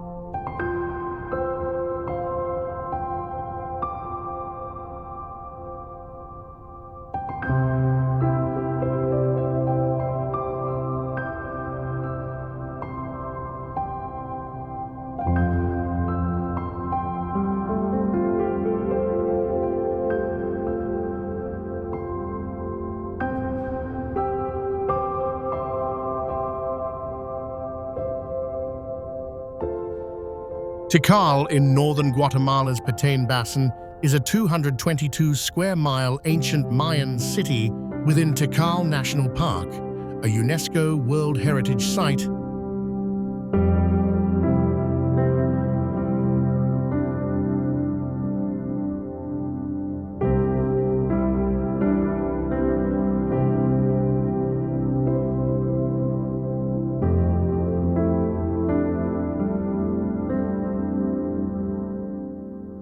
Known for its towering limestone pyramids and rainforest setting, it's a testament to Mayan civilization's grandeur.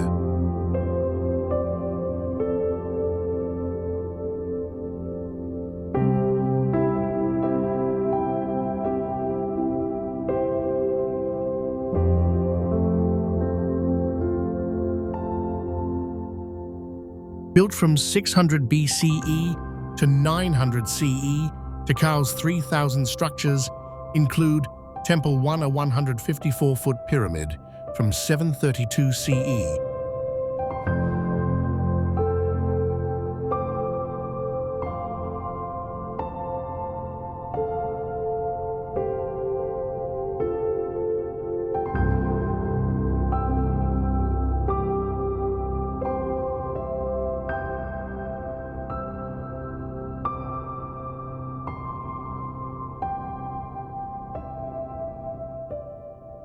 The city, once home to 100,000 people, thrived on maize agriculture and trade.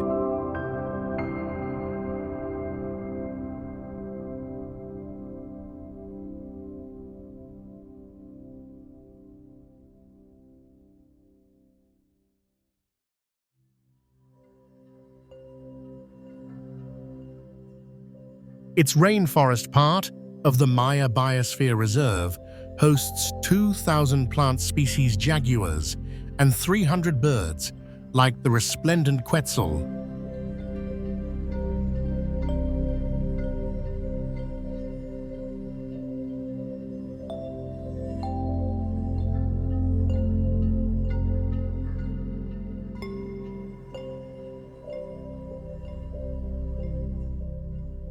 Geologically, Tikal sits on stable limestone karst, formed 100 million years ago.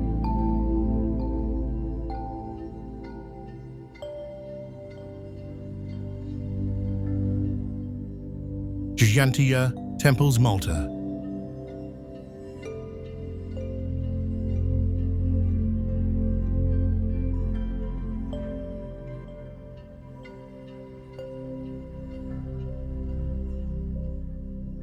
Gantaya rises on Gozo's Hagra Plateau in the Maltese archipelago.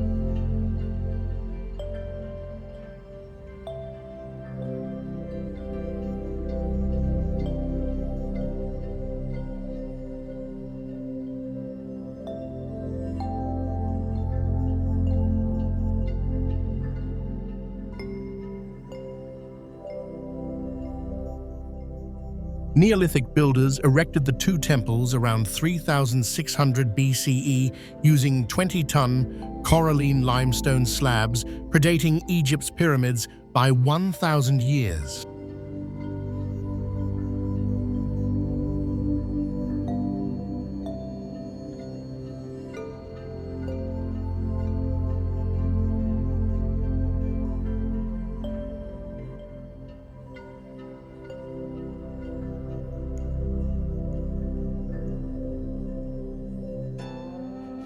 Trefoil plans with apses and niches suggest ritual spaces for fertility cults, evidenced by animal bones.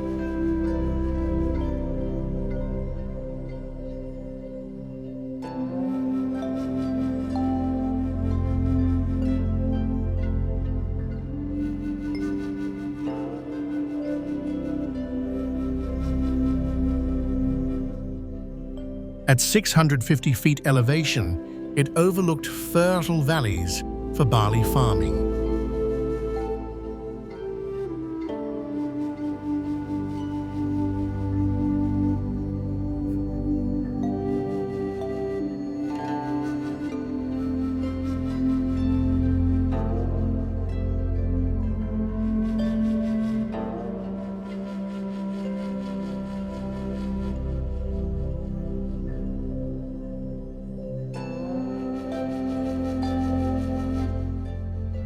Excavations since 1827 uncovered 50-ton trilithons without mortar.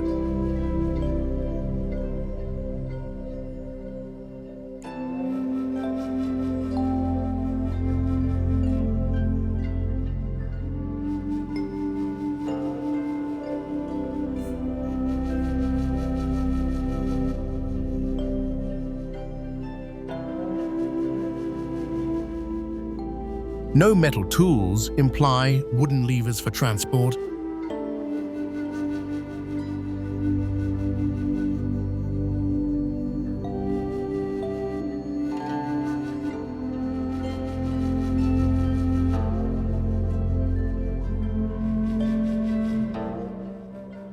Gantage's endurance highlights communal labor in limestone ridges. Newgrange, Ireland.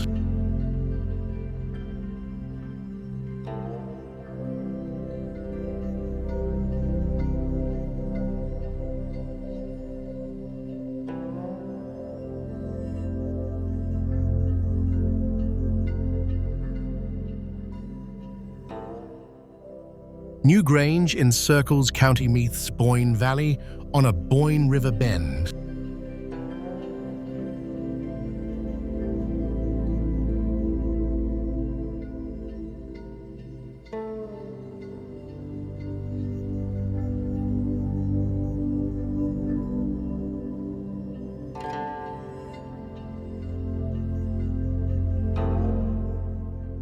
Neolithic passage tomb builders completed it around 3200 BCE, hauling 97 curbstones from 10 miles away.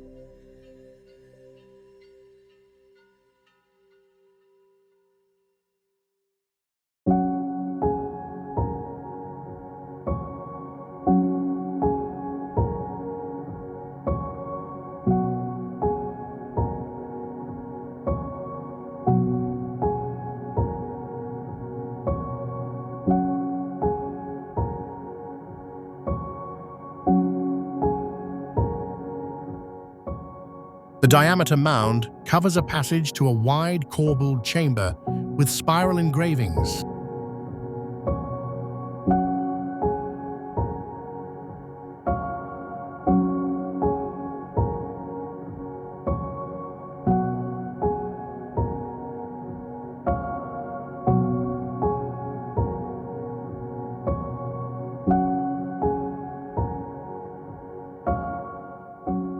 A roof box admits solstice sunrise for 17 minutes, illuminating the basin's stone.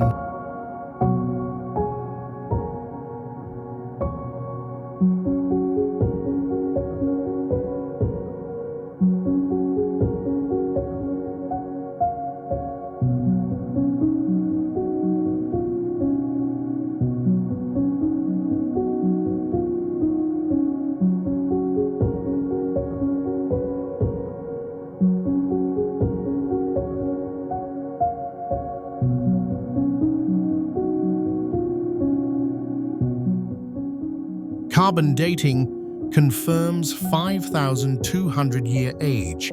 Bones of 40 individuals suggest elite burials.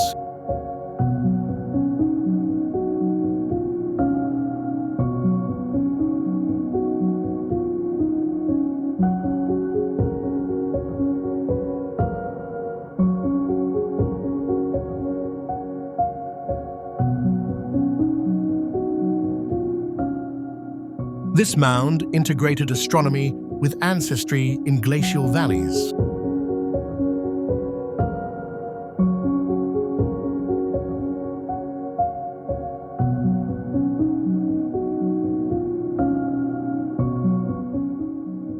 Ollantaytambo, Peru.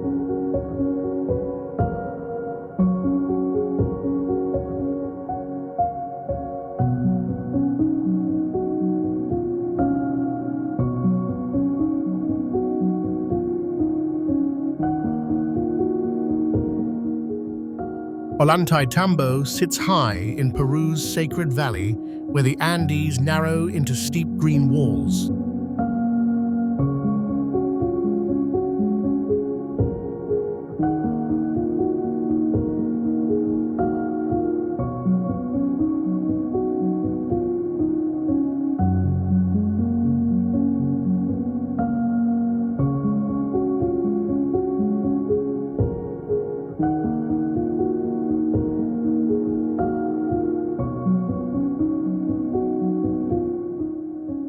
Inca ruler Pachacuti chose this spot in the mid-1500s to control the main route to Machu Picchu.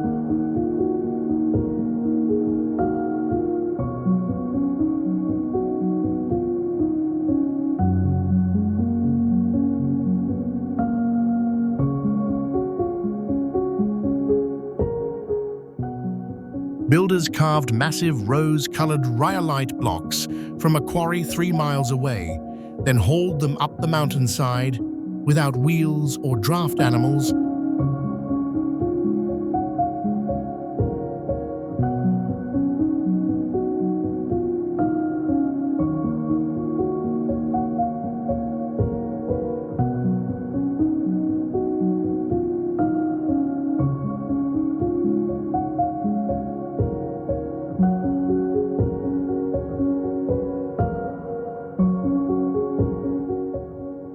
The unfinished Temple of the Sun still shows 6 giant monoliths fitted together so tightly that no blade of grass can slip between them.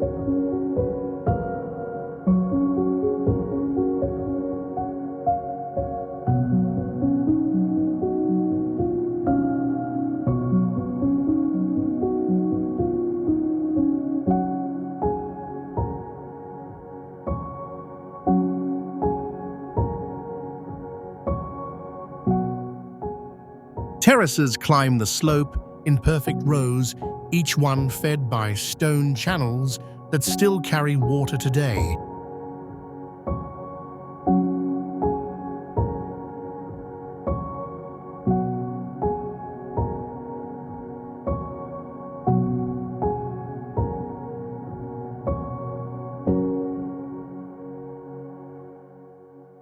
Ollantaytambo stands as living proof that Inca engineers could move entire mountains one precisely cut stone at a time.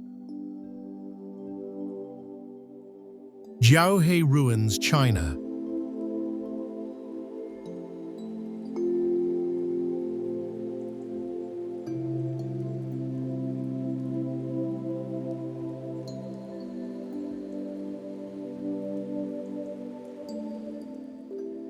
Jiaohe Ruins perch on a narrow plateau in Xinjiang's Turpan Basin, where two rivers carve deep valleys below.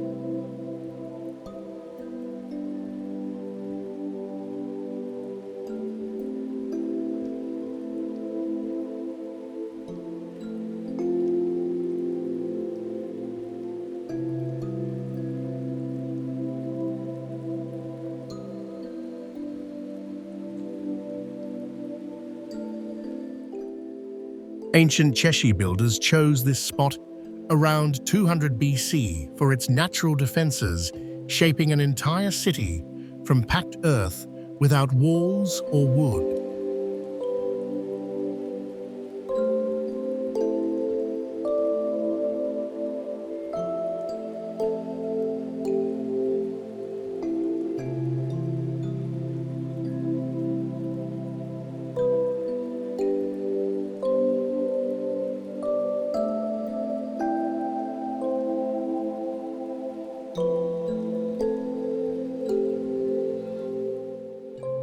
Homes and temples dug into the soil blended with the arid landscape, turning the cliff into a self-contained world.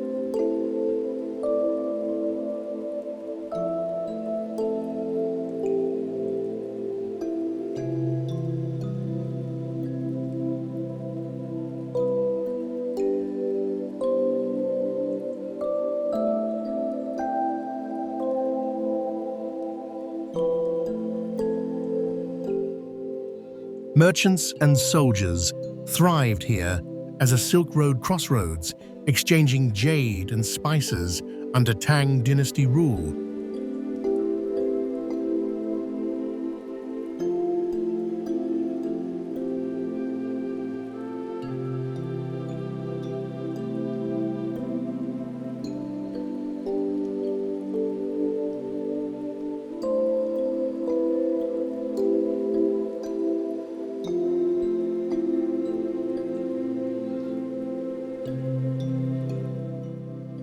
The dry climate preserved these earthen forms for over 2,000 years, shielding them from decay.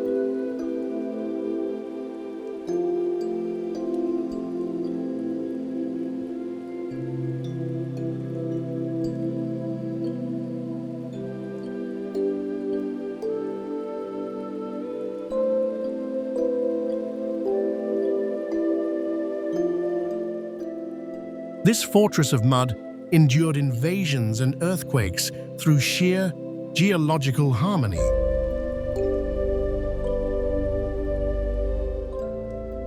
Polonnaruwa, Sri Lanka.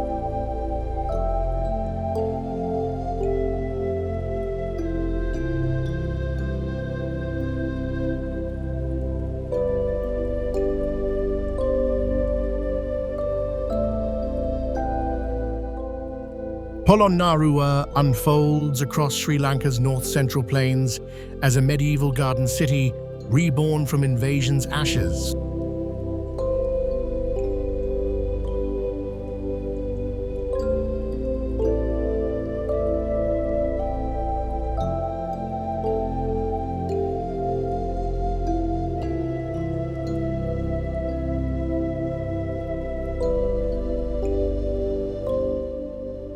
After Chola forces razed Anuradhapura in 993 AD, King Vijayabahu reclaimed this riverside haven and made it his seat.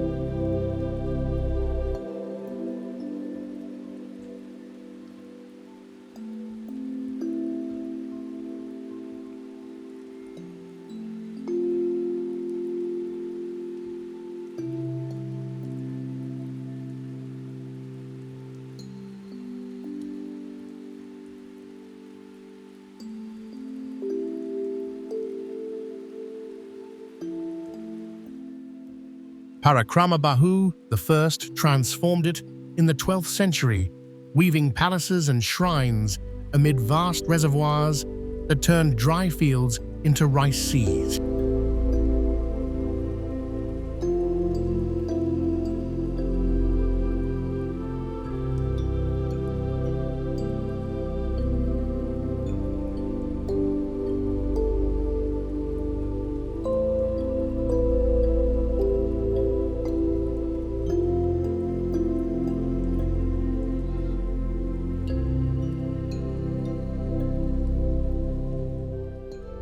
The city's brick towers and moated citadels reflect a blend of Sinhalese resilience and hydraulic genius.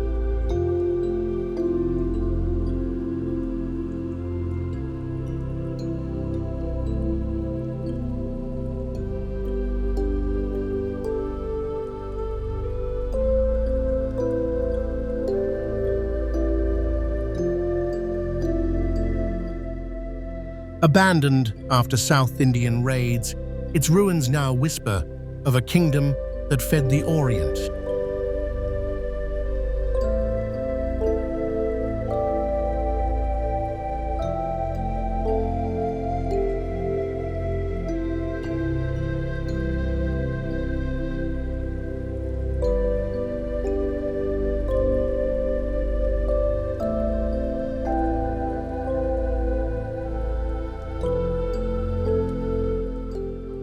Rulers here showed how ingenuity could reclaim paradise from ruin.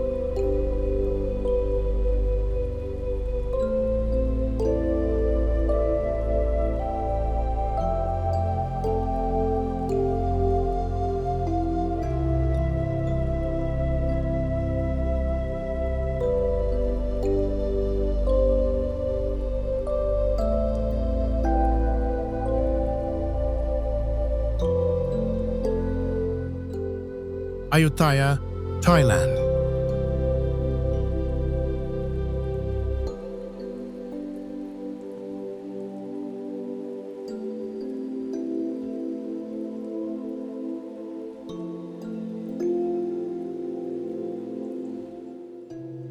Ayutthaya served as the capital of the Kingdom of Siam from 1350 to 1767.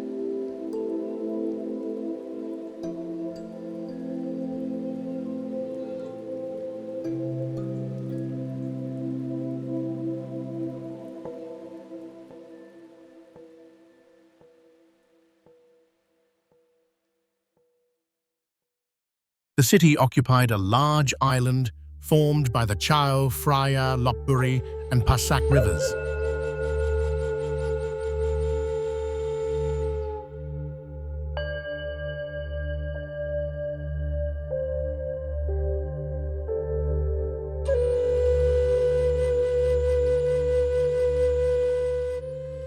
Kings constructed over 400 temples and palaces, most built of brick and laterite, with stucco decoration.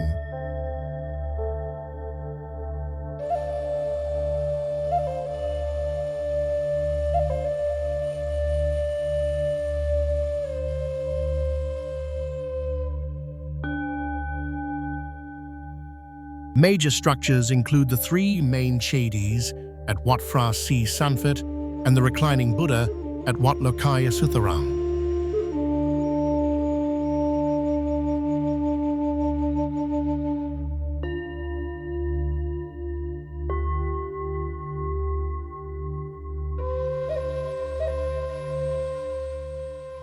Trade with China, India, Persia, and Europe passed through its ports.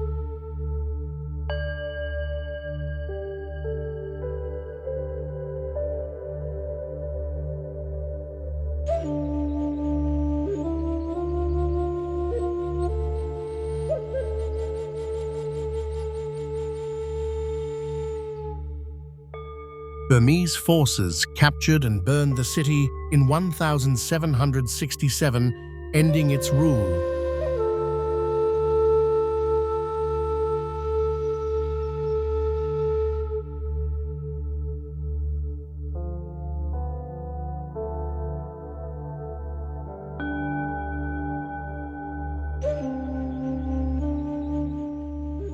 Today, about 2 million visitors explore the ruins each year.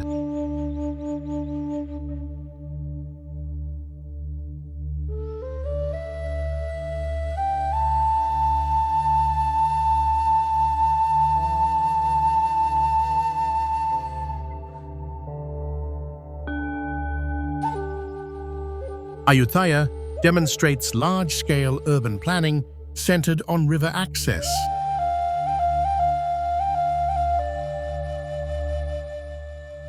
Meteora Monasteries, Greece.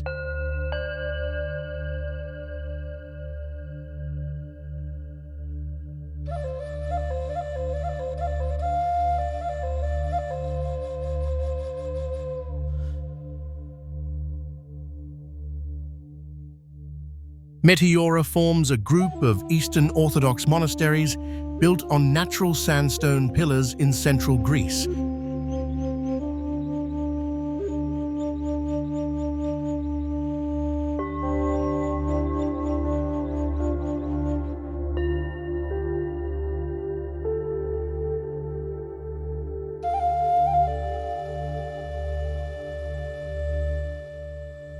Monks first settled the rocks in the 11th century.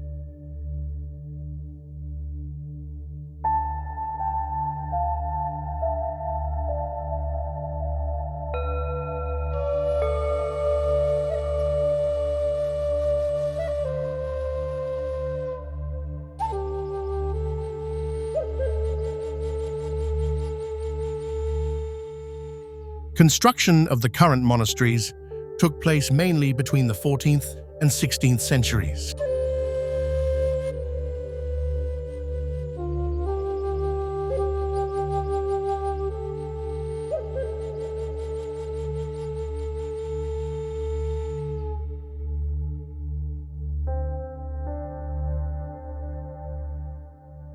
Builders used ropes, pulleys, and nets to lift materials up heights that reach 1,300 feet.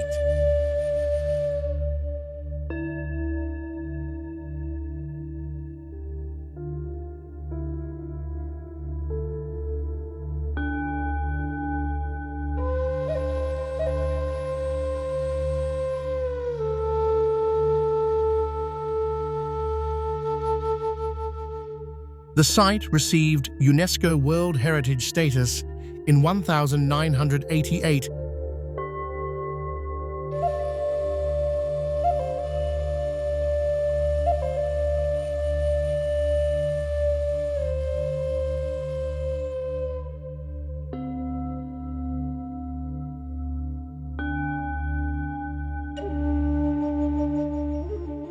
Access now includes stone stairs and bridges built in the 1920s.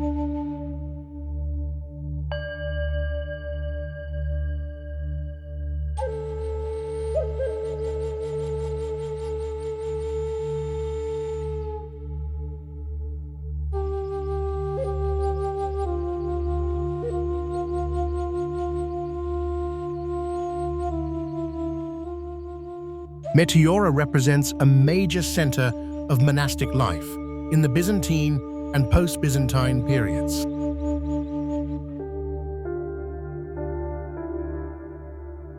Anuradhapura, Sri Lanka.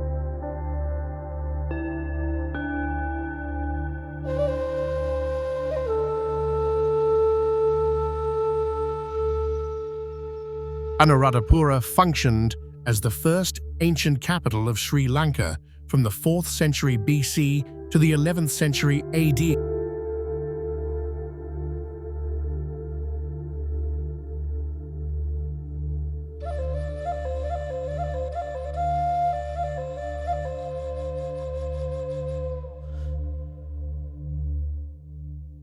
The city covers roughly 16 square miles and contains 8 major sacred sites, including the Sri Maha Bodhi tree, grown from a cutting of the original Bodhi tree in India.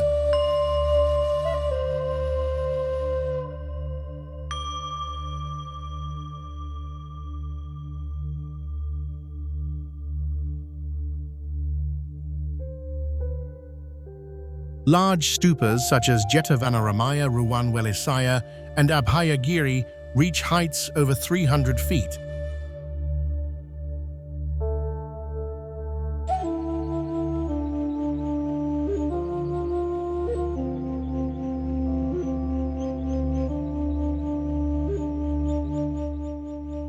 Engineers built an advanced irrigation system with reservoirs and canals that still operate.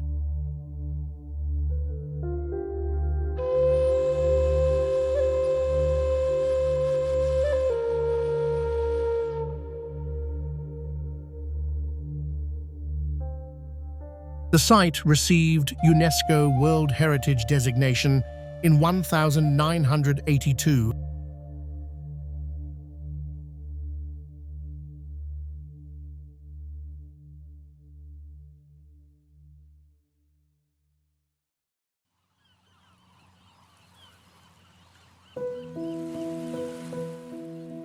Anuradhapura served as a major Buddhist center for over 1,300 years.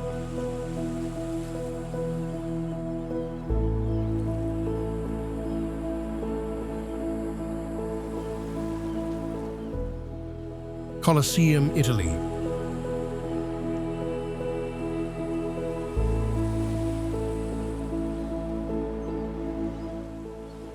The Colosseum stands in central Rome as the largest ancient amphitheater ever built.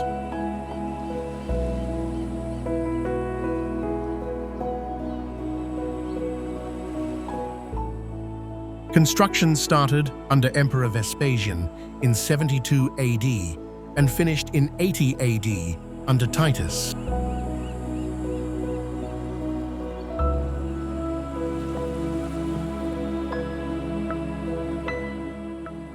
The oval structure measures 615 feet long and 510 feet wide.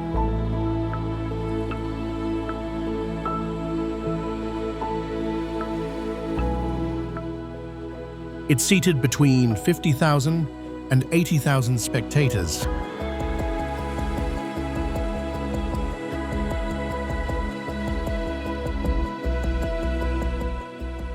Travertine limestone tuff and brick-faced concrete form the exterior walls.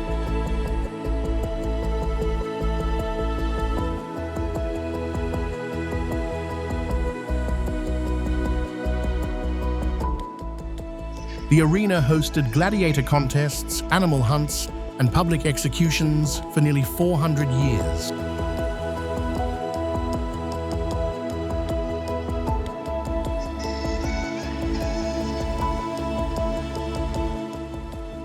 Earthquakes and stone removal damaged the building over centuries.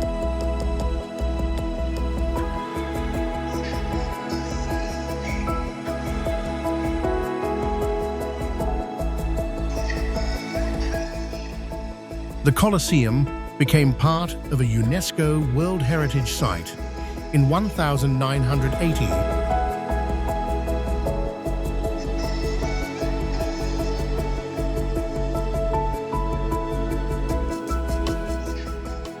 The design influenced later stadium architecture worldwide.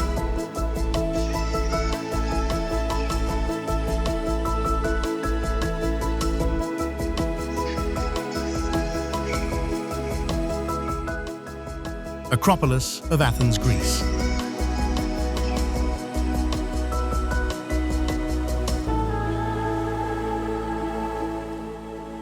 The Acropolis forms a fortified hill in central Athens, rising 490 feet above sea level.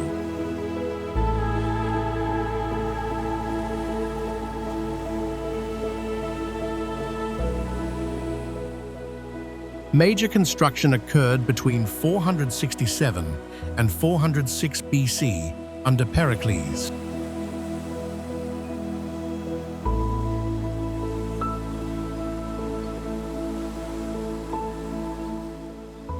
Persian forces destroyed earlier temples in 480 BC.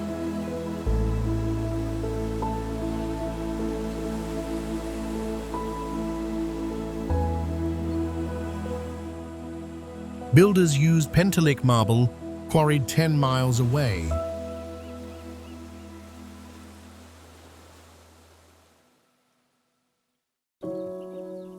The site received UNESCO World Heritage status in 1987.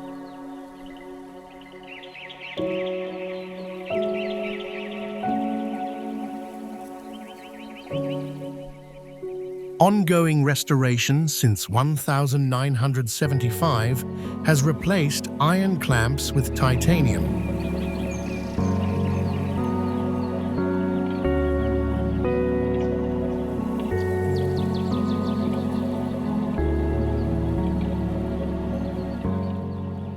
The Acropolis museums hold original sculptures and friezes.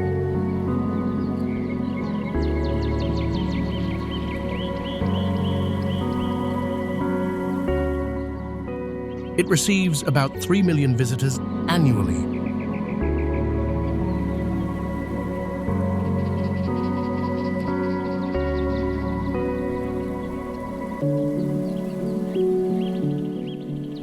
The complex represents the peak of classical Greek architecture and civic identity.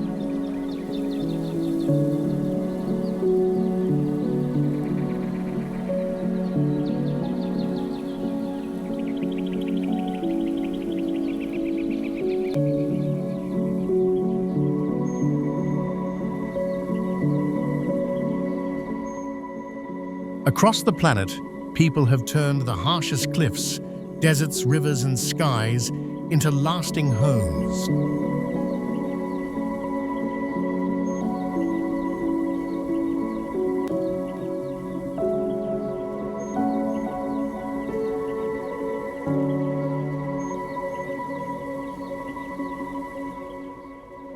They moved mountains without machines, balanced cities on single pillars, and built sanctuaries where no ground seemed safe.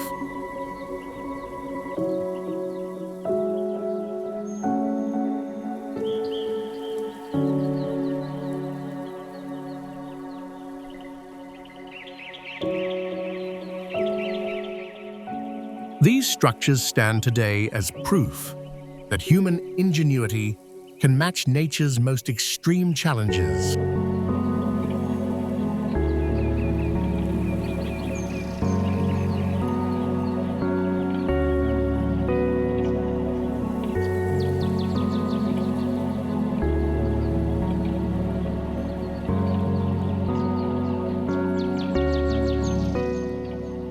If these places left you speechless, hit that subscribe button and ring the bell. More extreme destinations are coming next video.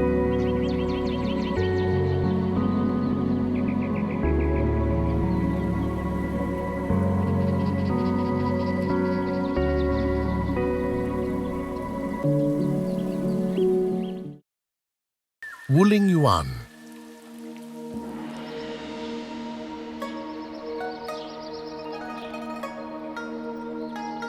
What if I told you there's a forest where stone giants rise out of the mist like an ancient kingdom frozen in time?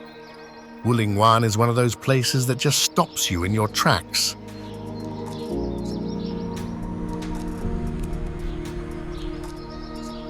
Close your eyes and feel huge sandstone pillars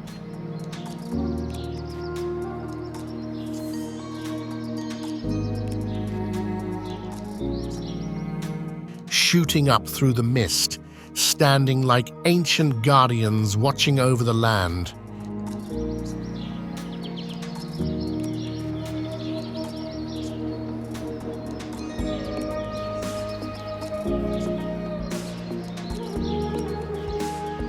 It feels like stepping into a fantasy world. There's a local legend that these pillars are frozen warriors, silently guarding the forest.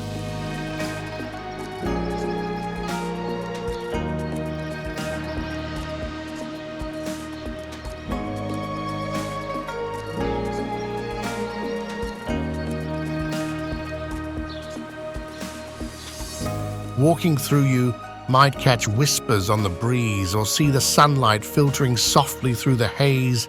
It's got a kind of magic you don't find every day.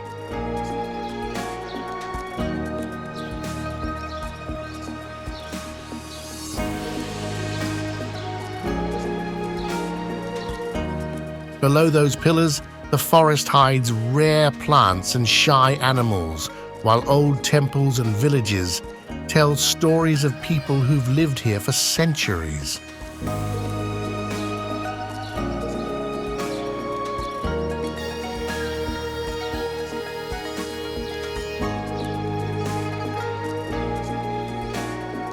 When dawn breaks the valley, lights up with a golden glow, like the earth itself is waking up.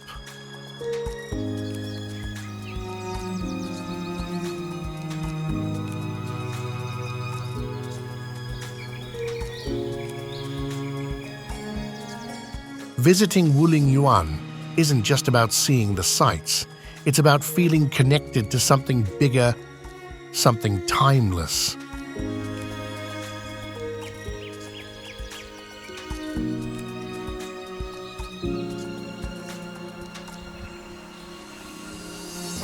Standing on the edge of those cliffs, surrounded by those surreal pillars, it's hard not to feel a little awe.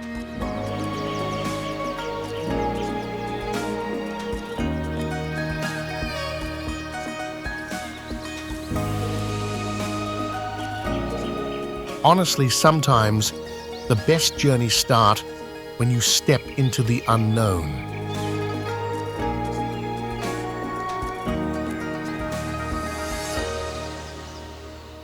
Mount Wuyi.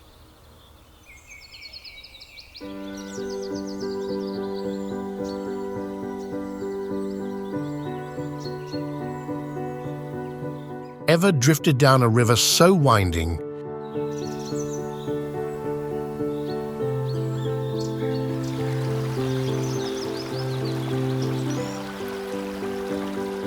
it feels like you're floating through a storybook full of secrets?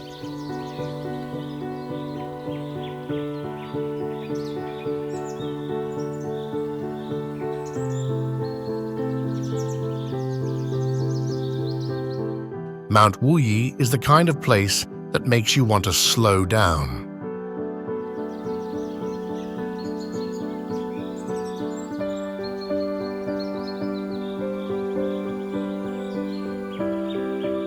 Think about winding rivers, cutting through misty mountains, cliffs,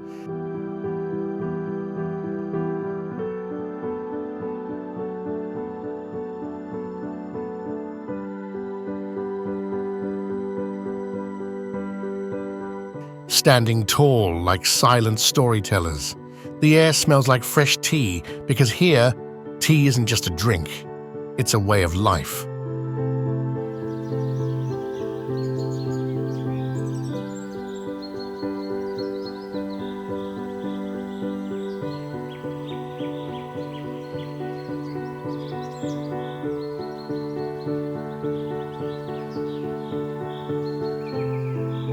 Drifting along the Nine Bend River, you see towering cliffs mirrored in the water like they've been guarding secrets forever.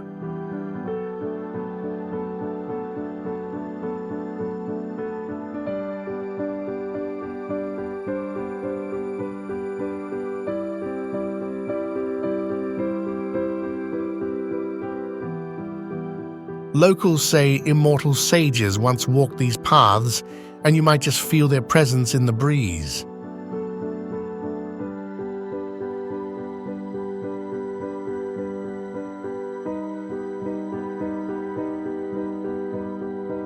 This mountain isn't just a view, it's a reminder to slow down, breathe, and appreciate the patience behind every tea leaf and every mountain trail.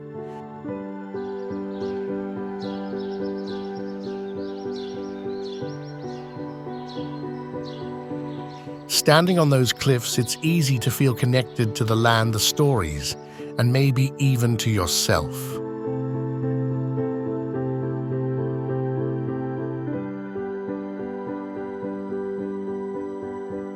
ready to follow the river's bend and step into the legend.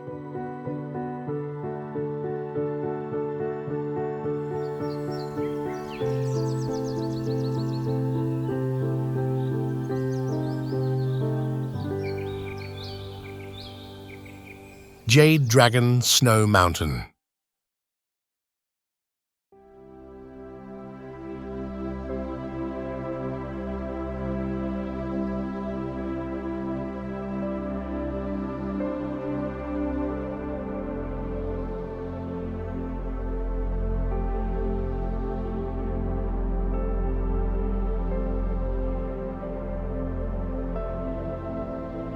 Imagine standing so close to the sky, the glaciers seem to breathe alive with ancient power you can almost touch.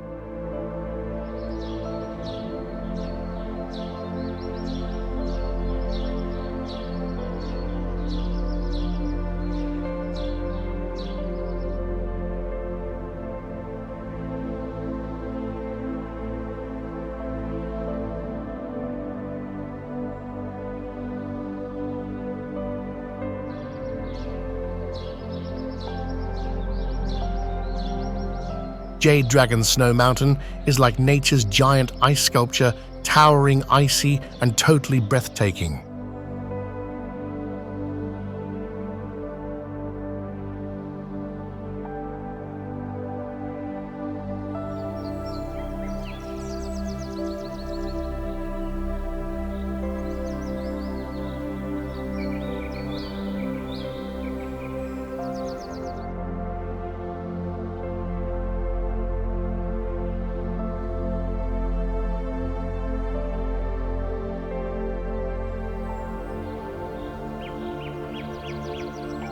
Up in Yunnan, the air thins and the sky feels so close you could almost touch it.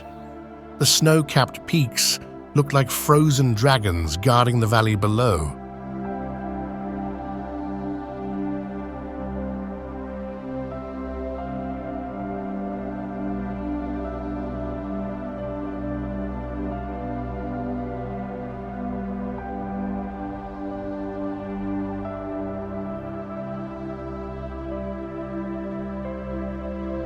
For the local Naxi people, this mountain isn't just pretty. It's sacred, full of ancestral spirits and ancient power.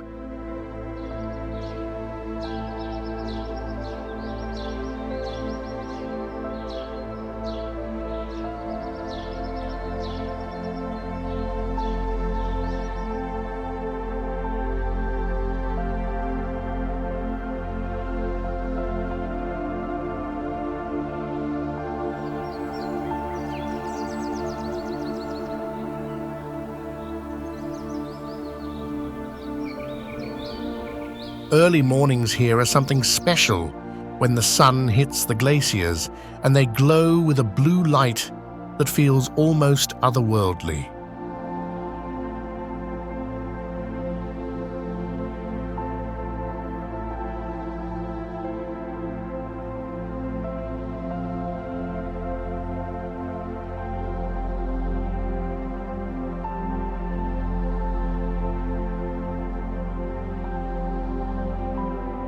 Walking near those glaciers, you can feel the energy raw and alive.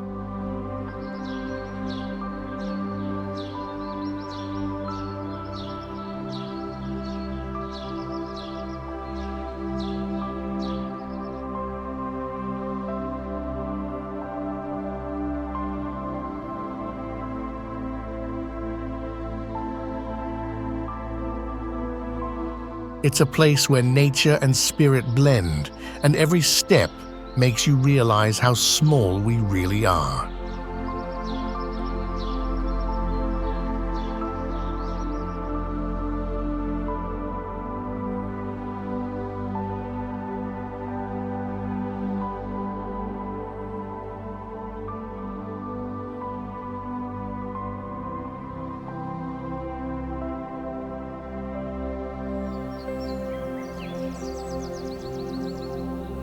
Mount Zhongnan.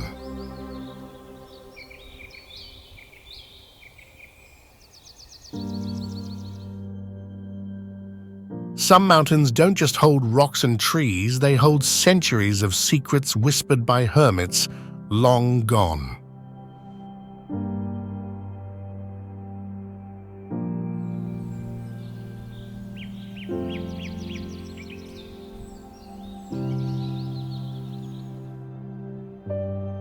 Mount Zhongnan is one of those quiet places where time seems to slow down.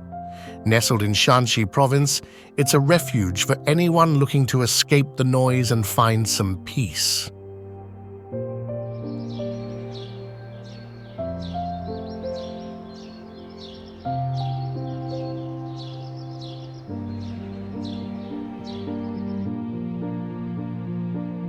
The trails wind through dense forests and lead to hidden temples where monks and hermits have sought solitude for centuries.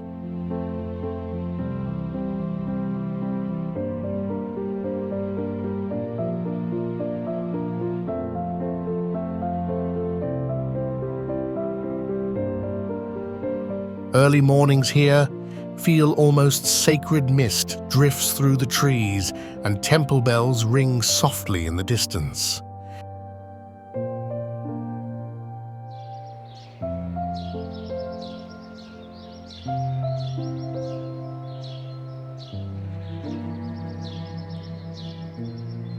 You can almost imagine the ancient sages who once walked these paths, searching for wisdom and calm.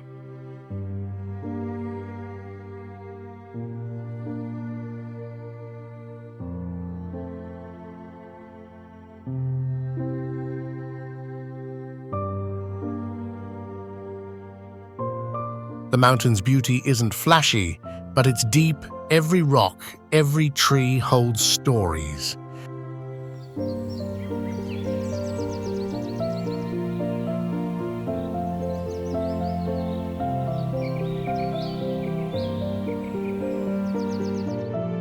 There are carvings and legends tucked away, waiting for you to discover.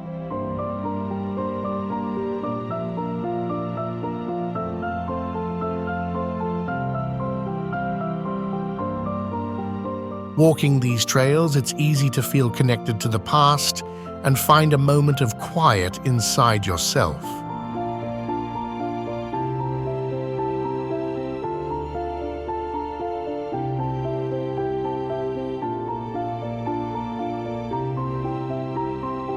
Mount Zhongnan reminds us to slow down, breathe, and appreciate the simple things, a lesson that's easy to forget in our busy lives.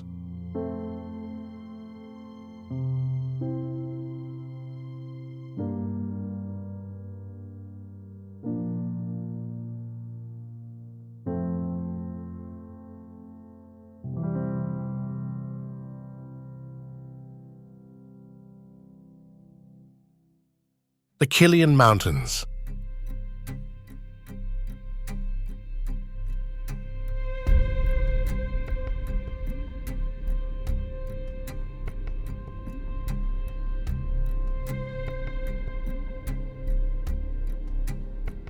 Up north, there's a range so quiet and vast, it feels like the earth is holding its breath.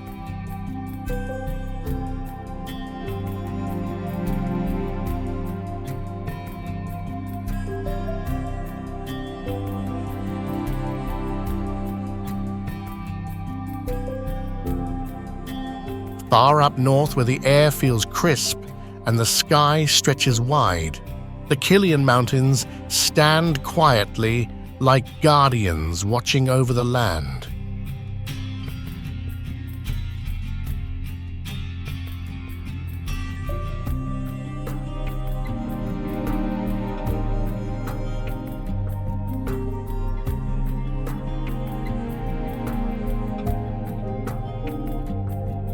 These peaks aren't flashy or crowded, they're raw, untouched, and full of stories waiting to be heard.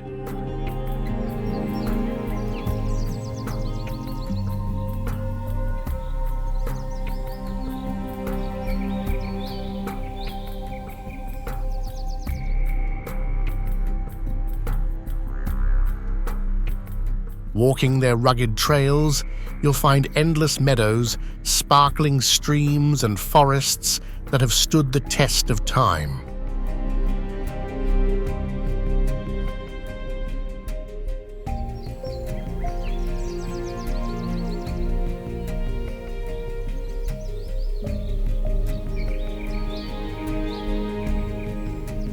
Locals believe the mountains hold sacred spirits that keep the balance between nature and people.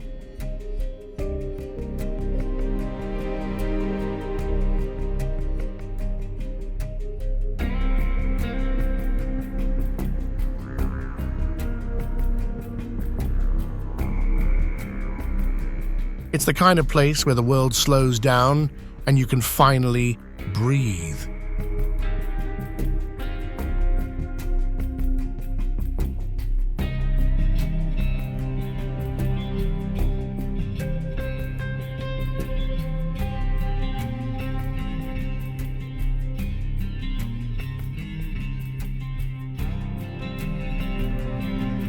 At dawn, when the light spills gently over the peaks, everything glows softly, the grass, the rocks, even the cool morning air feels alive.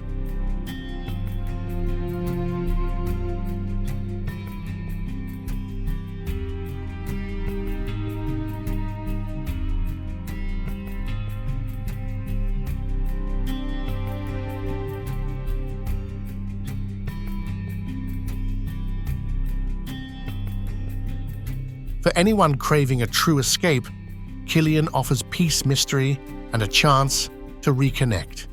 Don't just hear about it, make your own story here.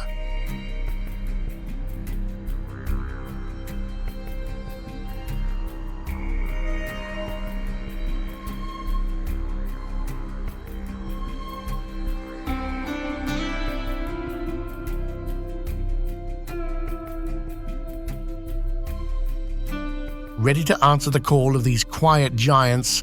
Drop a comment below if you dare to explore this hidden wilderness.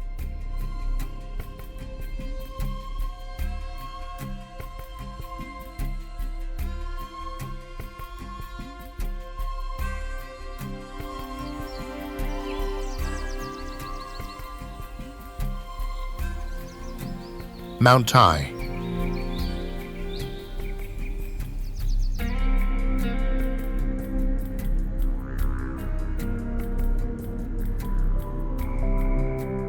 This isn't just a mountain climb, it's a pilgrimage into the heart of Chinese spirit and history.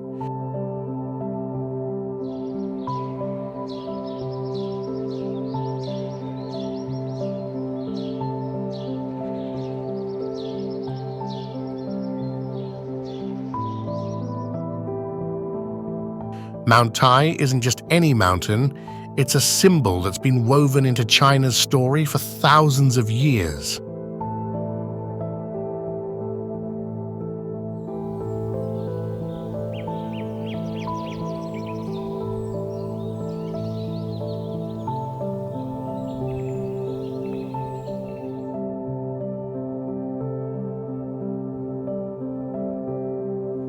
Standing tall in Shandong province, its rugged trails and ancient temples have called emperors, poets, and pilgrims alike to seek something bigger than themselves.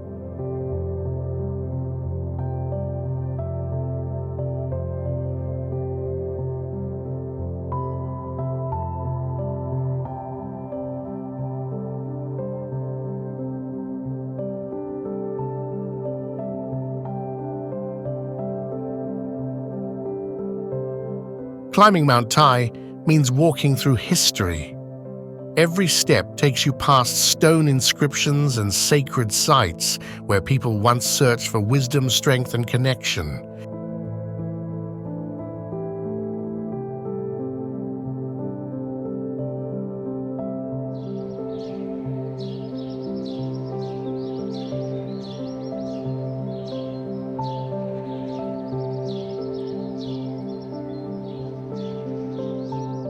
The air gets thinner, the views get wider, and a calmness settles over you like the mountain's spirit is wrapping you in patience and respect.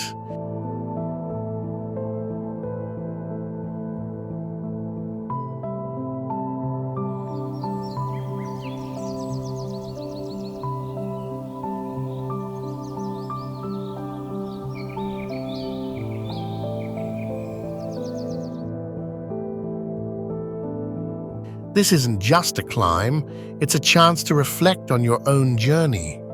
The toughest steps often lead to the clearest views, not just of the world around you, but inside yourself.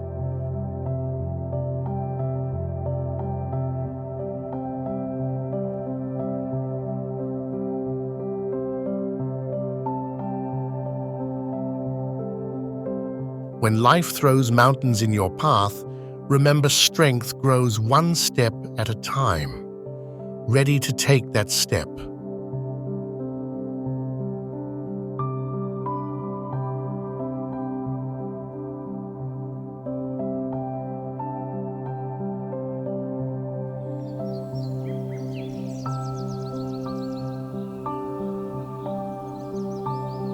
Mount Wudang.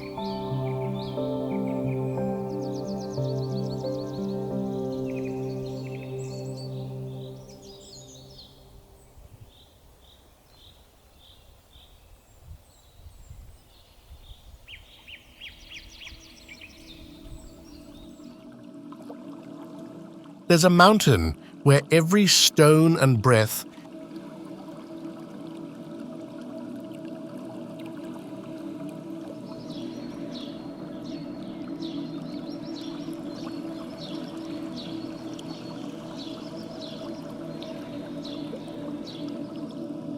feels like it holds the secrets of ancient warriors and monks.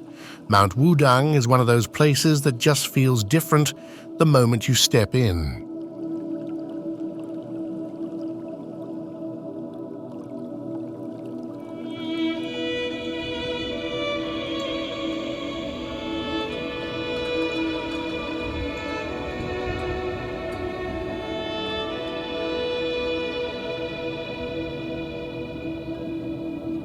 Nestled deep in Hubei province, it's famous not just for its stunning peaks,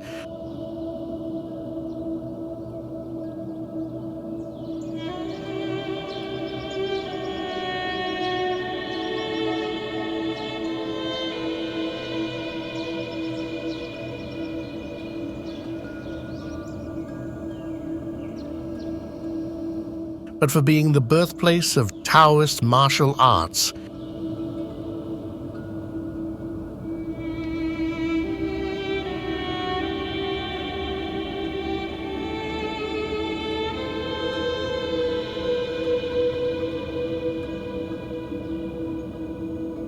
Where monks have trained their bodies and minds for centuries.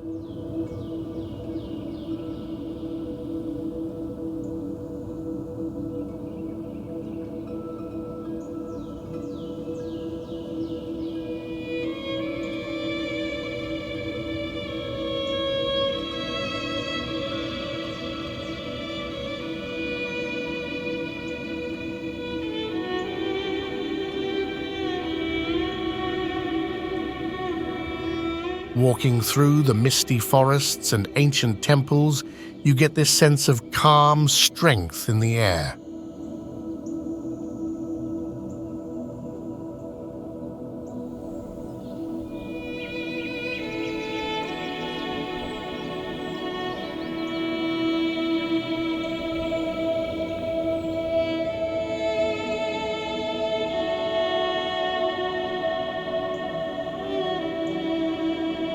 The soft chants, the quiet footsteps on stone paths, it all invites you to slow down and find your own balance.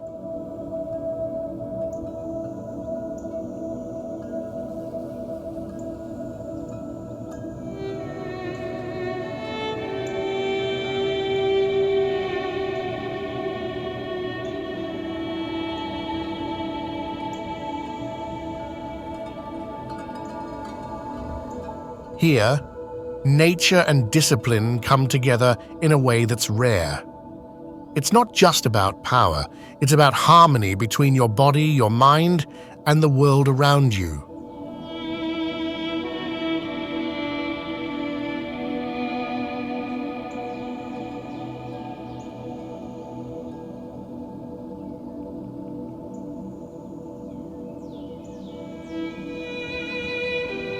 Many visitors say they leave with more than memories, they carry a sense of peace that stays long after.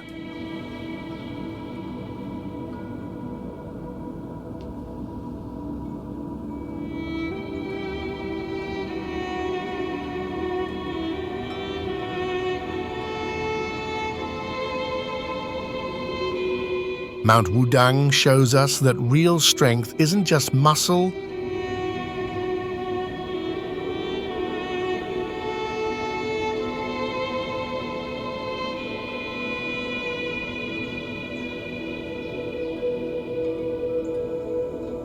but patience, respect, and quiet focus. It's a lesson worth carrying wherever you go.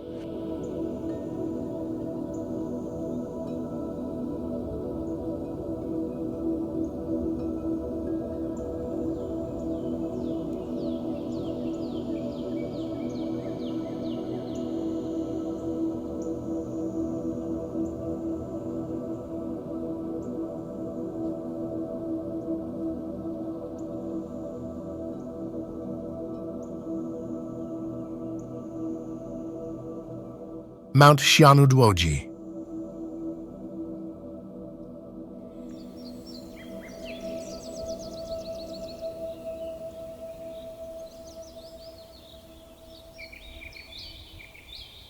High up, where the air is thin and the silence deep, a giant stands guard, silent, snowy, and full of mystery.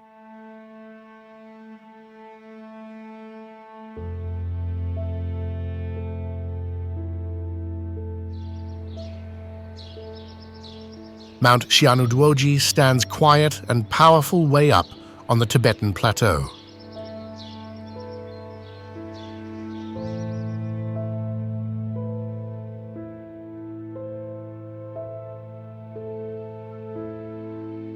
Its snowy peaks reach high into the endless blue, almost like a silent giant, watching over everything below.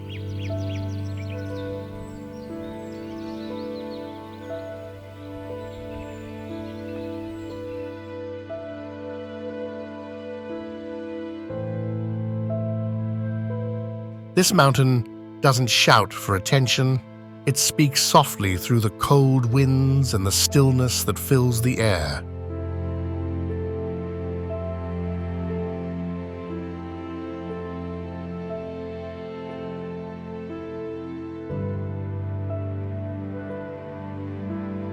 Locals say this is a sacred spot where the line between the earthly world and the spiritual one feels thin.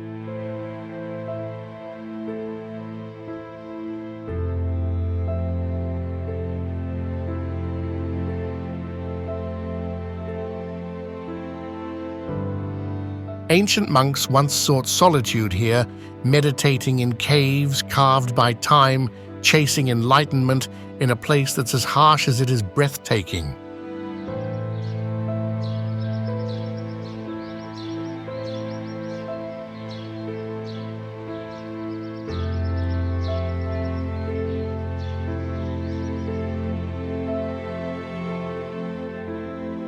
Walking near those cliffs, you feel a calm electric buzz, like the mountain itself is alive and watching.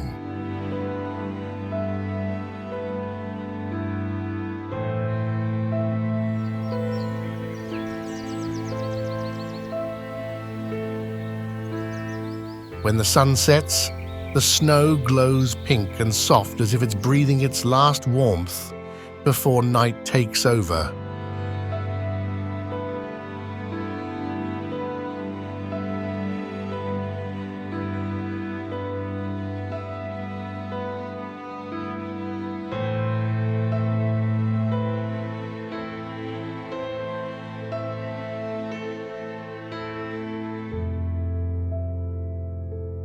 It's humbling and magical all at once. This isn't just a mountain to see, it's a place to feel.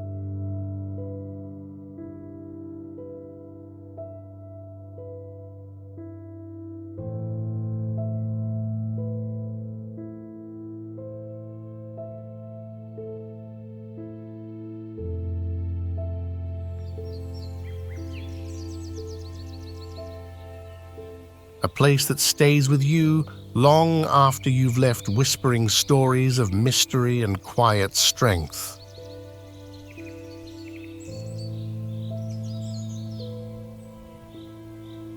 Mount Huangshan.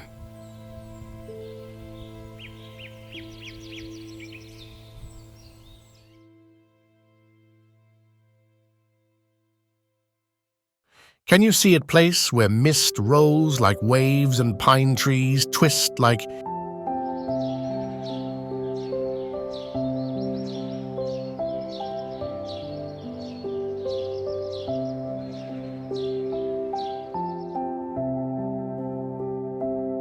ancient dances frozen in time?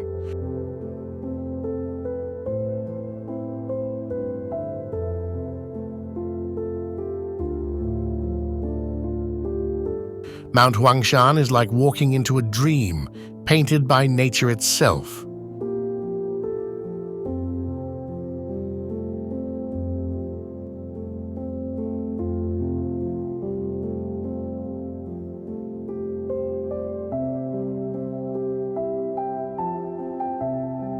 Twisted pine trees cling to jagged granite peaks, all wrapped up in thick seas of mist.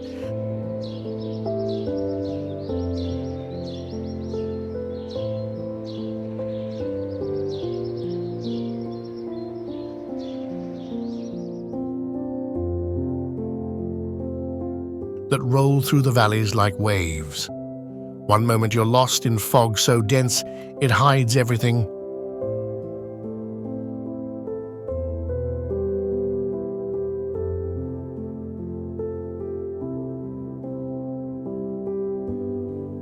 The next, the sun breaks through and lights up a world bursting with color.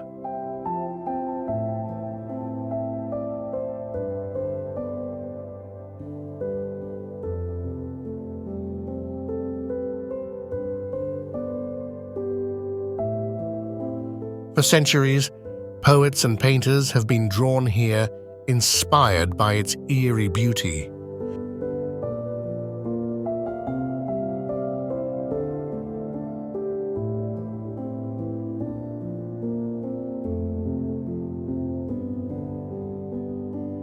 Legends tell of immortals wandering these trails, leaving behind a magic that still lingers in the air.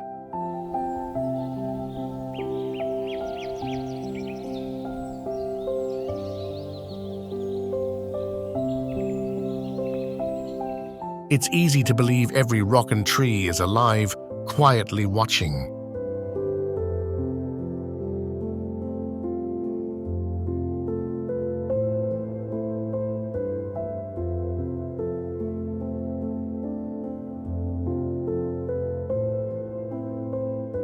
Hiking Huangshan means weaving through time and nature, ancient stone steps, hidden temples, fresh mountain air.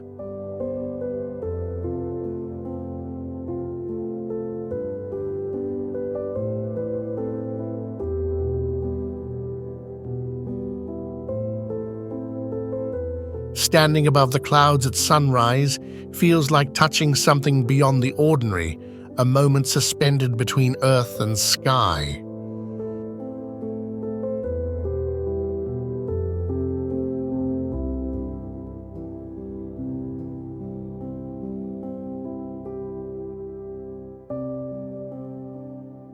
The mountain teaches us something simple: beauty changes, and peace comes when we learn to embrace the unknown.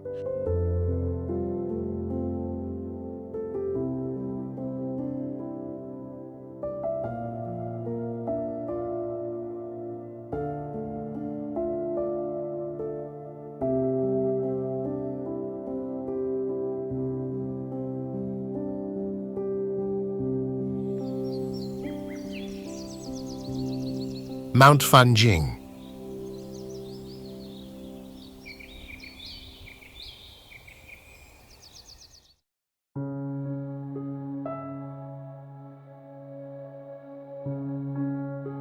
Some mountains wear clouds like cloaks, hiding secrets so deep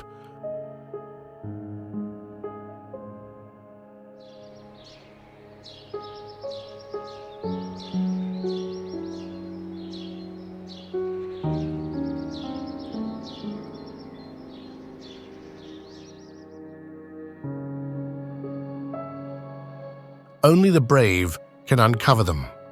Mount Fanjing rises like a hidden jewel in Guizhou.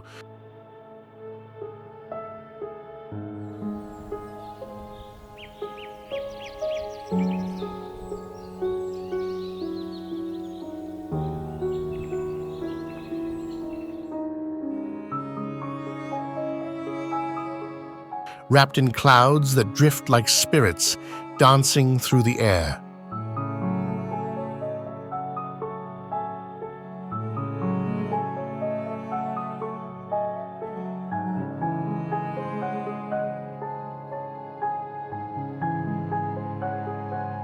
Its jagged peaks cut the sky, often lost in mist, that makes the whole place feel otherworldly, like you've stepped into a legend.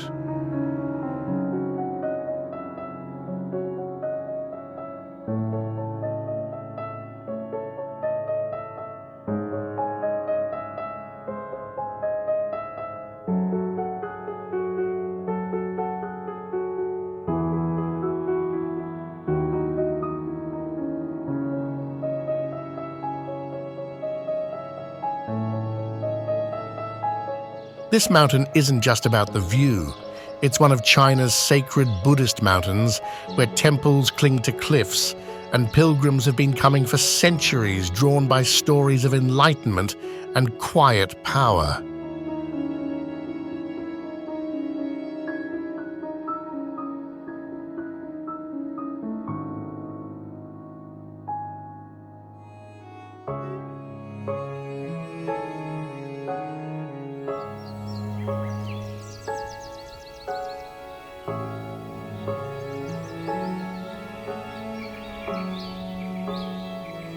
Climbing Fanjing is more than a trek, it's a journey inward. Every step invites you to slow down, reflect, and connect with something deeper.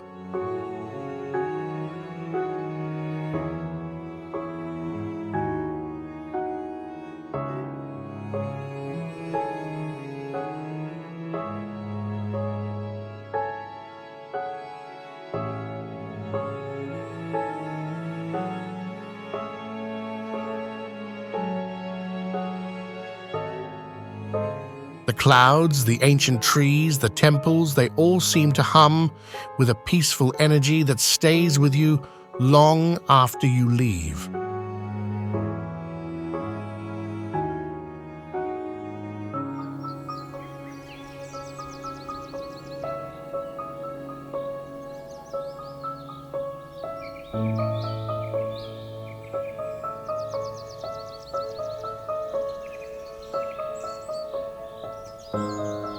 The toughest paths often lead to the most lasting peace.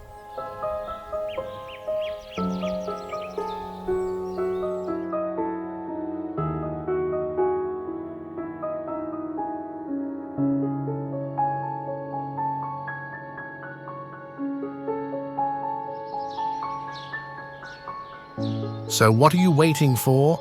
Share your thoughts below. Would you dare to take on Mount Fanjing's mystical trails?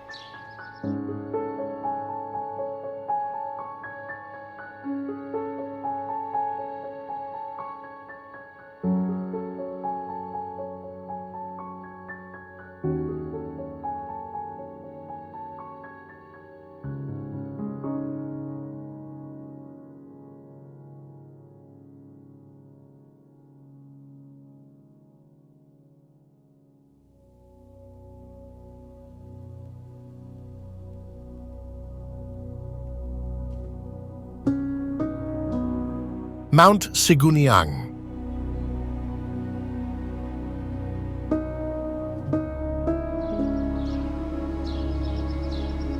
Four peaks rise like sisters watching over the wild, each with a story carved in snow and stone.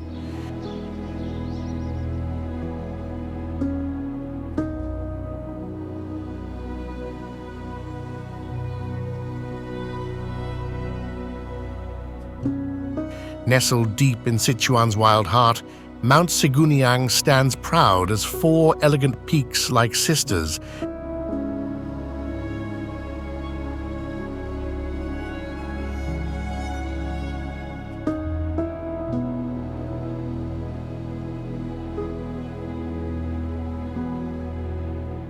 guarding the land with grace and strength.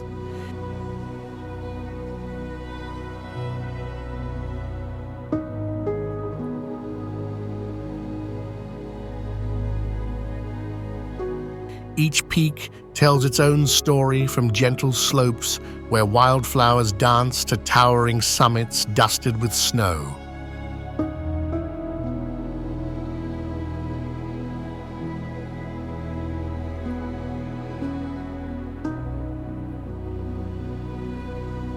This place feels alive, a perfect blend of rugged adventure and peaceful refuge.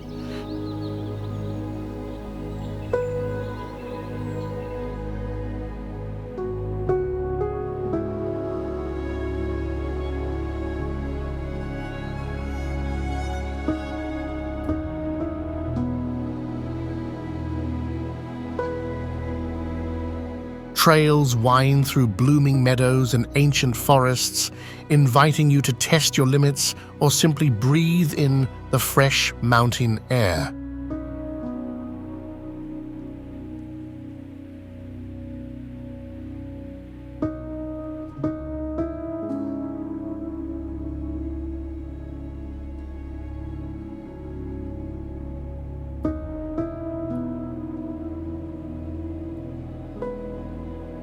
Local legends say the peaks are sisters transformed into stone, forever watching over the valleys below, a timeless bond of nature and spirit.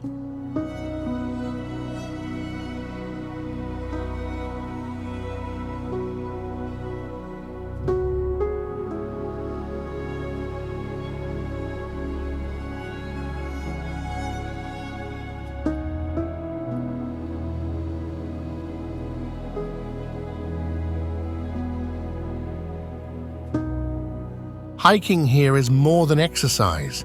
It's a chance to connect with the earth and discover a deeper part of yourself.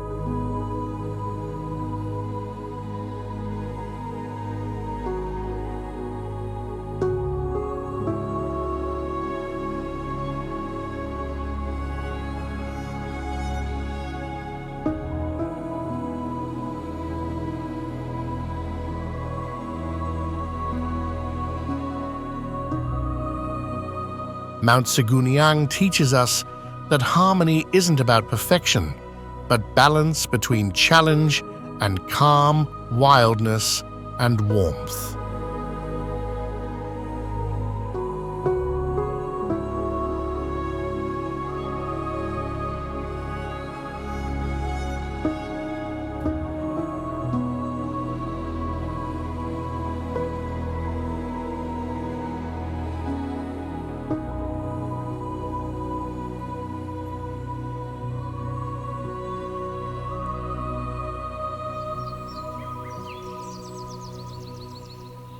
Mount Eme.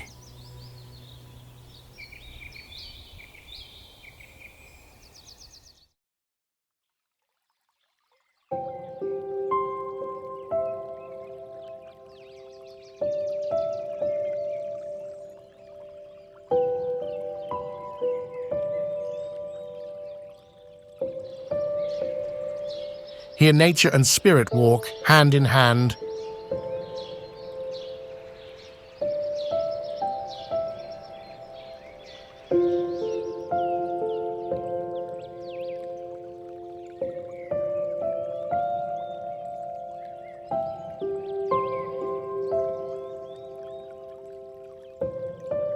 Every path leads you deeper into both wilderness and wisdom.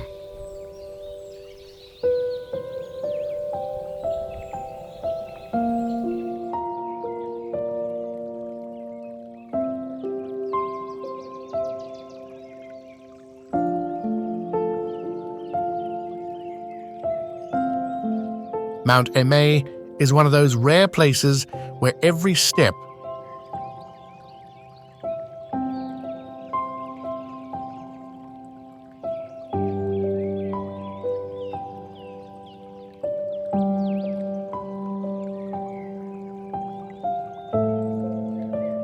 feels like a journey inward and outward at the same time.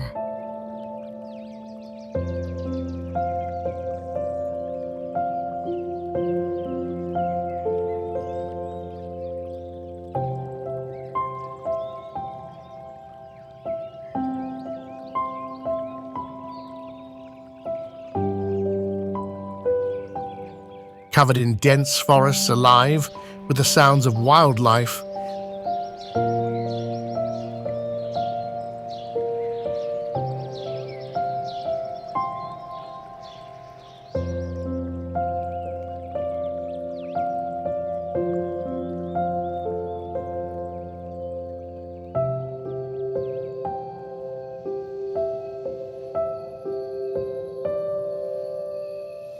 This sacred mountain has welcomed pilgrims and adventurers for centuries.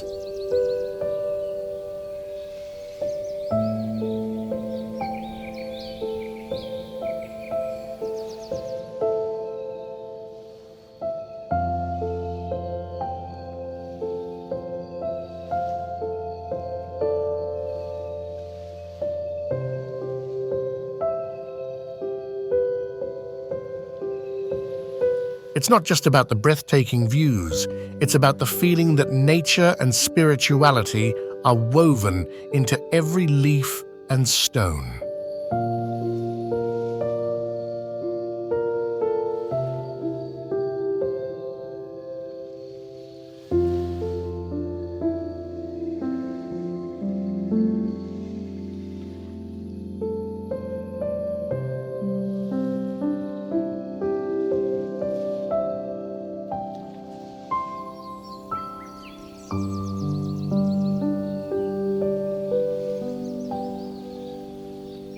As you hike through misty trails, ancient temples peek through the trees, whispering stories of monks who sought enlightenment here.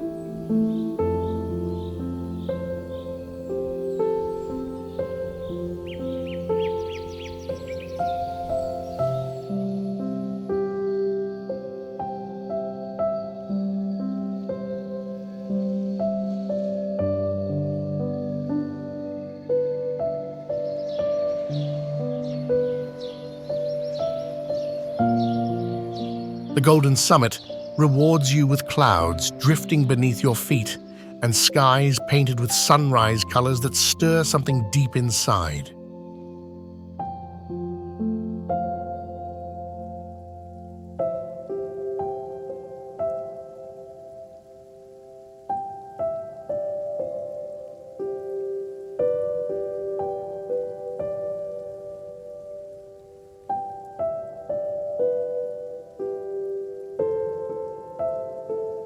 Mount Aimé is a reminder that peace isn't found by escaping the world, but by stepping fully into it, wild, mysterious, and full of meaning.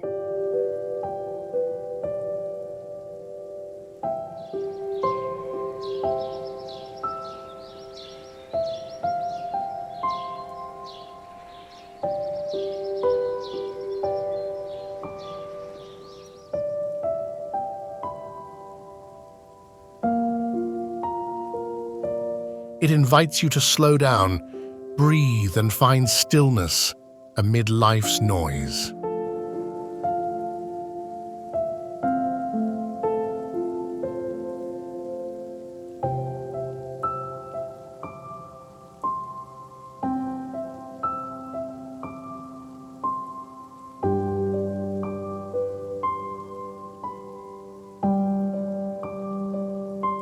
This mountain leaves a mark not just on your camera, but on your soul. Have you ever experienced a place that changes how you see the world?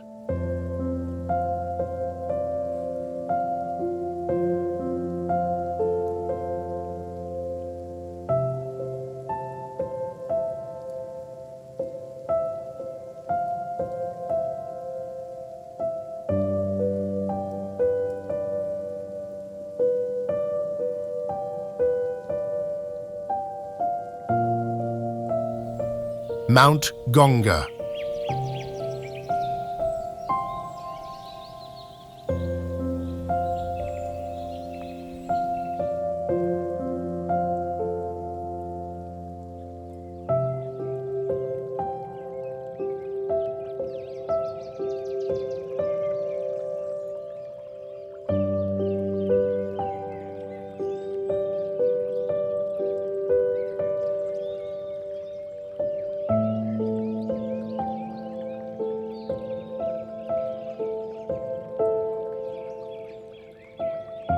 They call it the King of Mountains for a reason, towering wild and waiting to test your limits.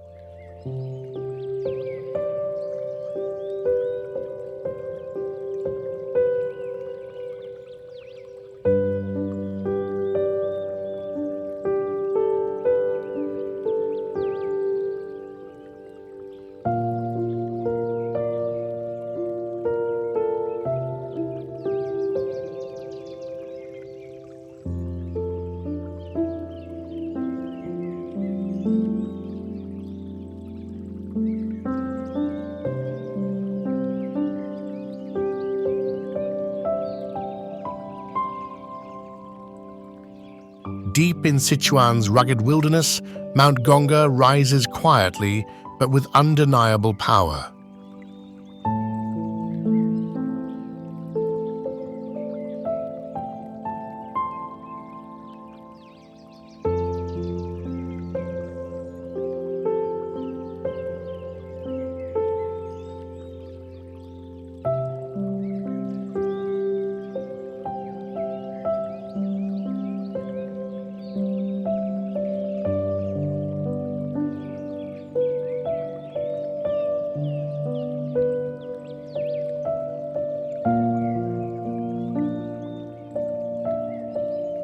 Known as the King of Sichuan Mountains, its towering peaks pierce the sky.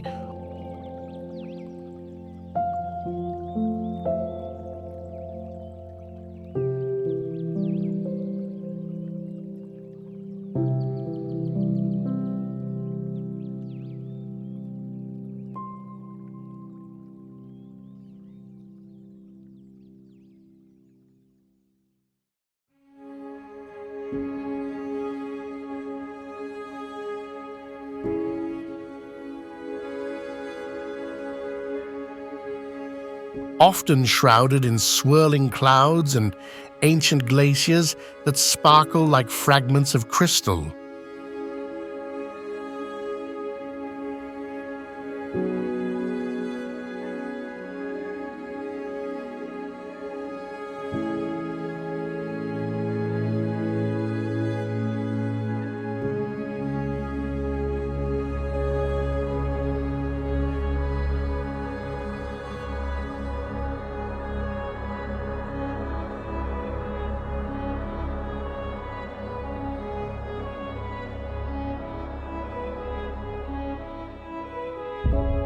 This mountain isn't for the casual traveler, it demands respect. Locals believe Gonga is a sacred home for spirits and shamans who have long sought visions here.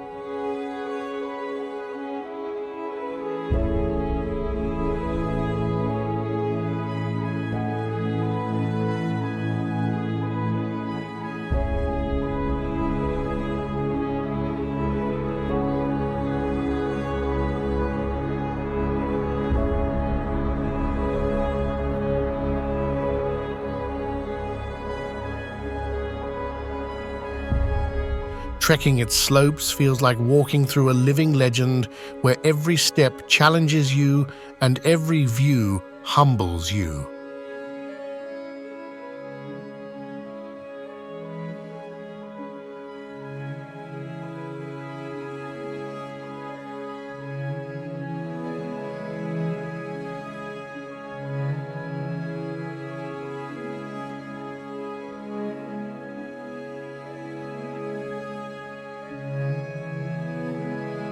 Mount Gonga reminds us that true strength often lies beneath a calm surface.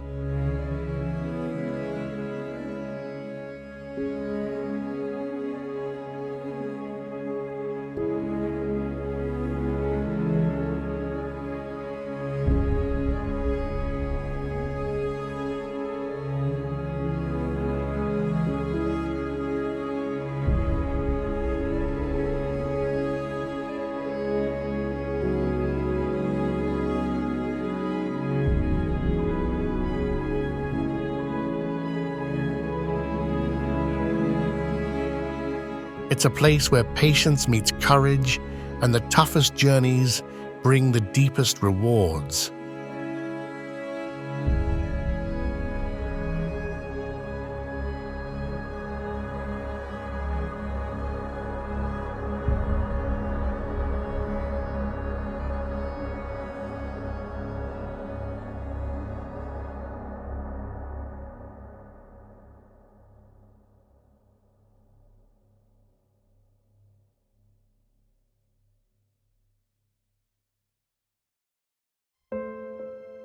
Those who face this giant come back, changed, carrying stories of transformation and awe.